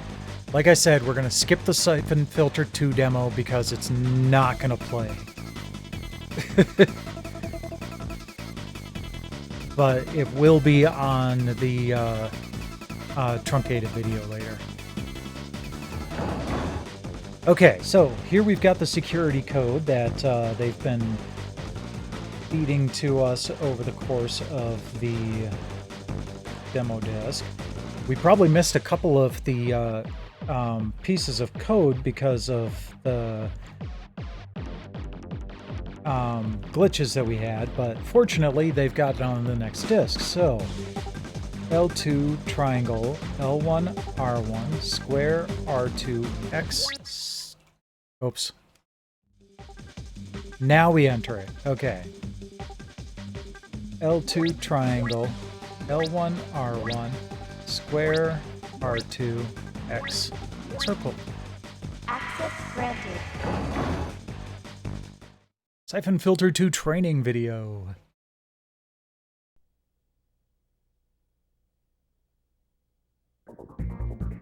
Logan, the following is an operational briefing designed to maximize your effectiveness in the field. Pay attention, and it may save your life. Use your on-screen HUD to keep track of enemy movements and evaluate potential threats. Your health meter indicates how much strength your flak jacket has remaining. When the bar starts to flash red, your flak jacket is completely gone, and you'll start taking damage directly. At this point, 2 or 3 bullets will kill you, so proceed with extreme caution. The targeting meter helps you measure your ability to hit your enemy. The meter appears when you have locked on a target. The better your chance of making the shot, the higher the meter gets. When the bar is completely full, you're guaranteed to hit. Increase your chances to hit by getting closer to your target, crouching, or facing him more directly. Likewise, your danger meter represents the likelihood of your being hit. When the bar begins to flash red, you are about to be shot. Take evasive action immediately. The radar shows the location of all known enemies relative to your current position. The color of the dots represents that enemy's threat level. If it starts to flash red, kill the target immediately or find cover. Note, only enemies you've seen or heard will appear on the radar, so always keep your eyes open. Just because the radar does not show targets does not mean you are alone. It's imperative that you keep a full clip and a round chambered at all times. Refer to the weapon icon on screen. The left number is how many rounds remain in your clip. The right number is your total rounds for that weapon. Press triangle to reload if you're getting low. You don't want to run dry in the middle of a firefight. Yep. By pressing the start Always button, reload you can between pause the action and firefights. access your HCD. Here, you'll be able to check your current objectives, scan area maps, equip weapons, and review mission briefings. You'll also be able to change game options and save your current progress to a memory card. Note, when you save your progress during an active mission, if you choose to resume that saved game at a later date, you'll continue from your most recently completed checkpoint. In battle, you have to use your weapons effectively in order to survive. Standard operating procedure for combat scenarios include the following. To change weapons, This is the hit level select that button. is on This the will cycle demo. through most of your arsenal. To get a complete list of your equipment, hold the select button down and use L2 or R2 to manipulate the weapon bar. Alternately, you can pause the action by hitting start and equip yourself from your HCD. Hold R1 to target lock a specific enemy. If you tap it again and hold, you'll target lock the next nearest enemy. Target locking helps you focus on a specific enemy and allows you to aim and shoot at them while performing other actions. Hold L1 to manually aim your weapon. Use this function to look around your environment or to target specific areas of an enemy's body. Note, different weapons yield different results when aiming. Most sniper rifles allow you to magnify your view while aiming. Press triangle and circle to zoom in and out while aiming. Strafe by holding L2 or R2. If you're good, you can also use the directional button at the same time to maneuver through any tight spots. While manually aiming, use these buttons to peek around corners. With a grenade equipped, your aiming cursor indicates where the grenade will land when thrown. While aiming, press and hold the fire button and an arc appears. This represents the arc that the grenade will travel when thrown. The longer the fire button is held, the greater the arc. Release the fire button to throw the grenade. Occasionally, you'll encounter enemies who pick their shots more carefully. When one of these snipers takes aim at you, you'll be warned. The word headshot will appear with a line pointing towards you. If you see this, immediately take cover. Bear in mind, when in the field, you may encounter hostile fire from civilian forces. Law enforcement agencies can misconstrue your actions and may impede your mission. You should always try to find a non-lethal solution in these situations. Failure to adhere to this mandate will not be tolerated. You do not have a license to kill. In the field, you'll encounter many obstacles. Here is a complete list of the actions you can perform to achieve your objectives and complete the mission. Hold the X button to crouch. While crouching, you can use the directional button to move in a crouching walk. Staying low is often key to avoiding enemy detection. It keeps you deathly silent, and you can sometimes hide behind terrain to avoid being seen. Also, while crouched, your aiming ability is increased dramatically. Hit the circle button to roll. This is an excellent defensive maneuver that temporarily reduces the enemy's ability to hit you. Pressing the triangle button allows you to interact with the environment. Use it when standing near computers, weapon crates, lockers, switches, etc. You'll know if an item can be used when a callout appears above it. Holding the X button when standing near a ledge will allow you to lower yourself into a hanging position.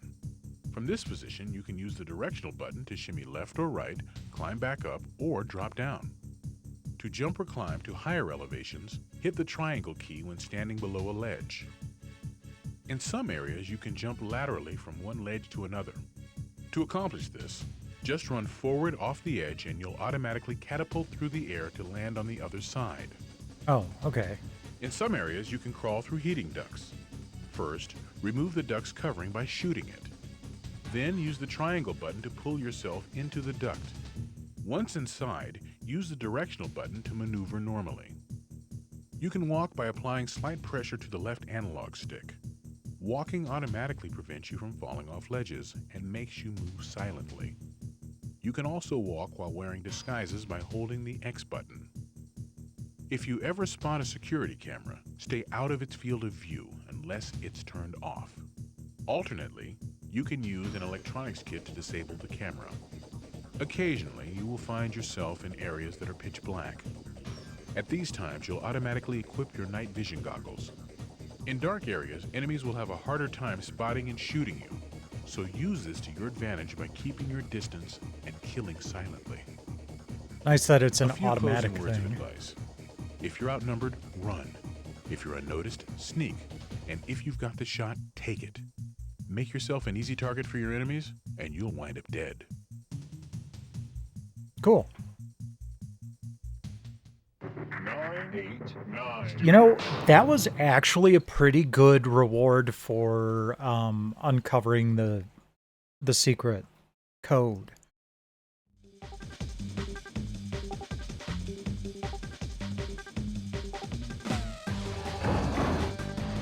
Okay, so we got the wormhole demo finale here.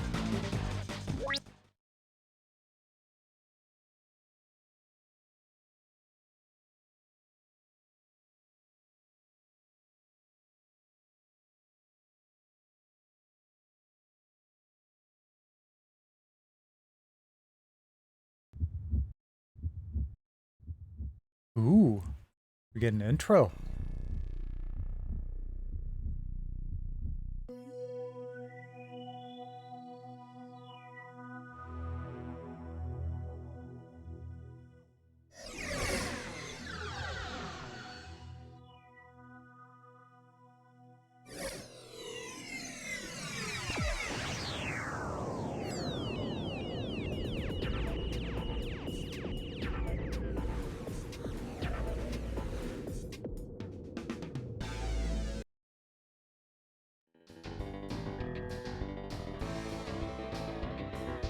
Okay.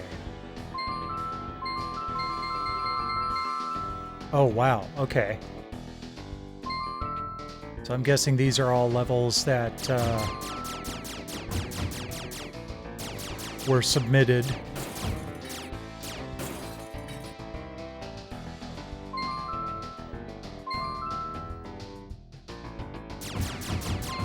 This loads pretty quick.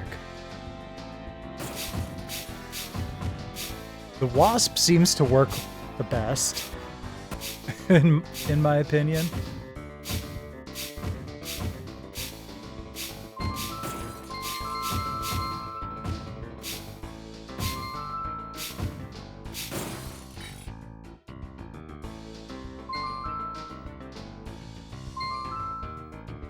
(2010), huh?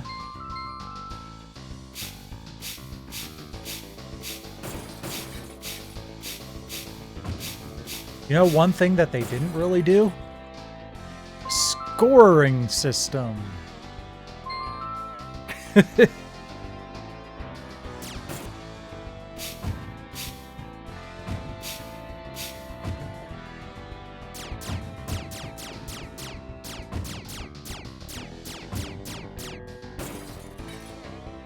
crunch.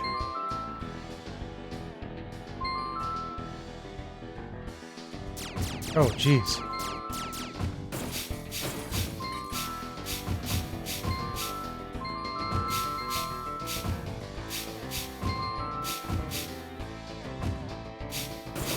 This one sure did go all out on, like, the beginning, and then there's nothing later on.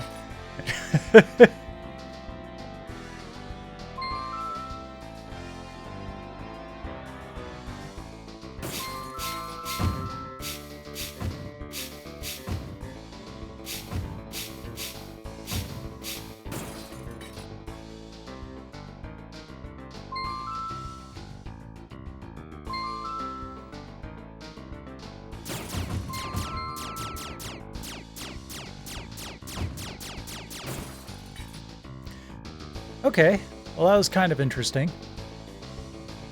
And then they've got the editor up there so you can make your own. Cool. It's very, very basic. But we all know why.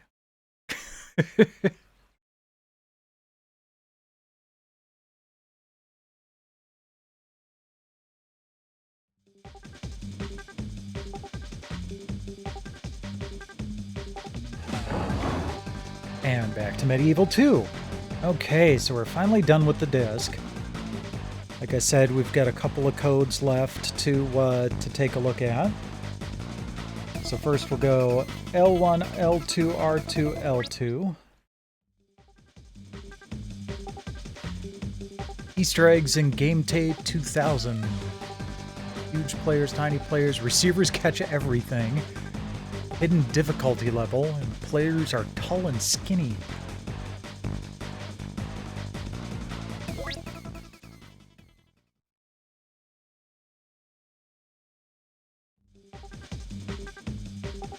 Okay, next hidden code is L1, L2, L2, L1.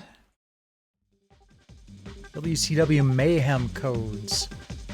All wrestlers, alternate wrestlers, Mayhem.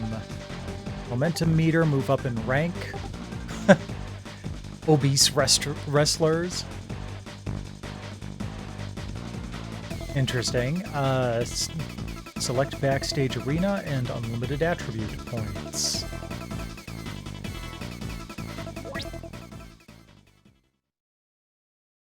One last code to go. And that is L1, L2, L2, R2. For you don't know Jack. To access outtakes and bloopers of the commercials, hold the select button down at the end of the game after Jack attack, and the bloopers will play instead of the normal commercials over the credits. Interesting.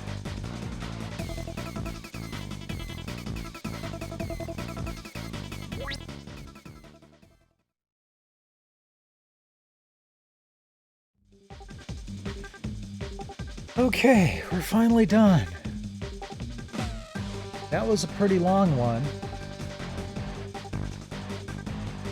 And it would have been longer, too, if we had played the Siphon Filter demo. Fortunately, that does not work on the Polymega. It doesn't work on the PS3. It doesn't work well on the PlayStation 2. It only works on the PS1. So I will have to record that later. But I'm just going to head out. I'm not going to bother raiding tonight. So I will be back tomorrow night with official PlayStation Magazine disc number 95. Thanks to everybody for dropping by tonight. Always appreciate it. Rest well when you do. And in the meantime, enjoy your night.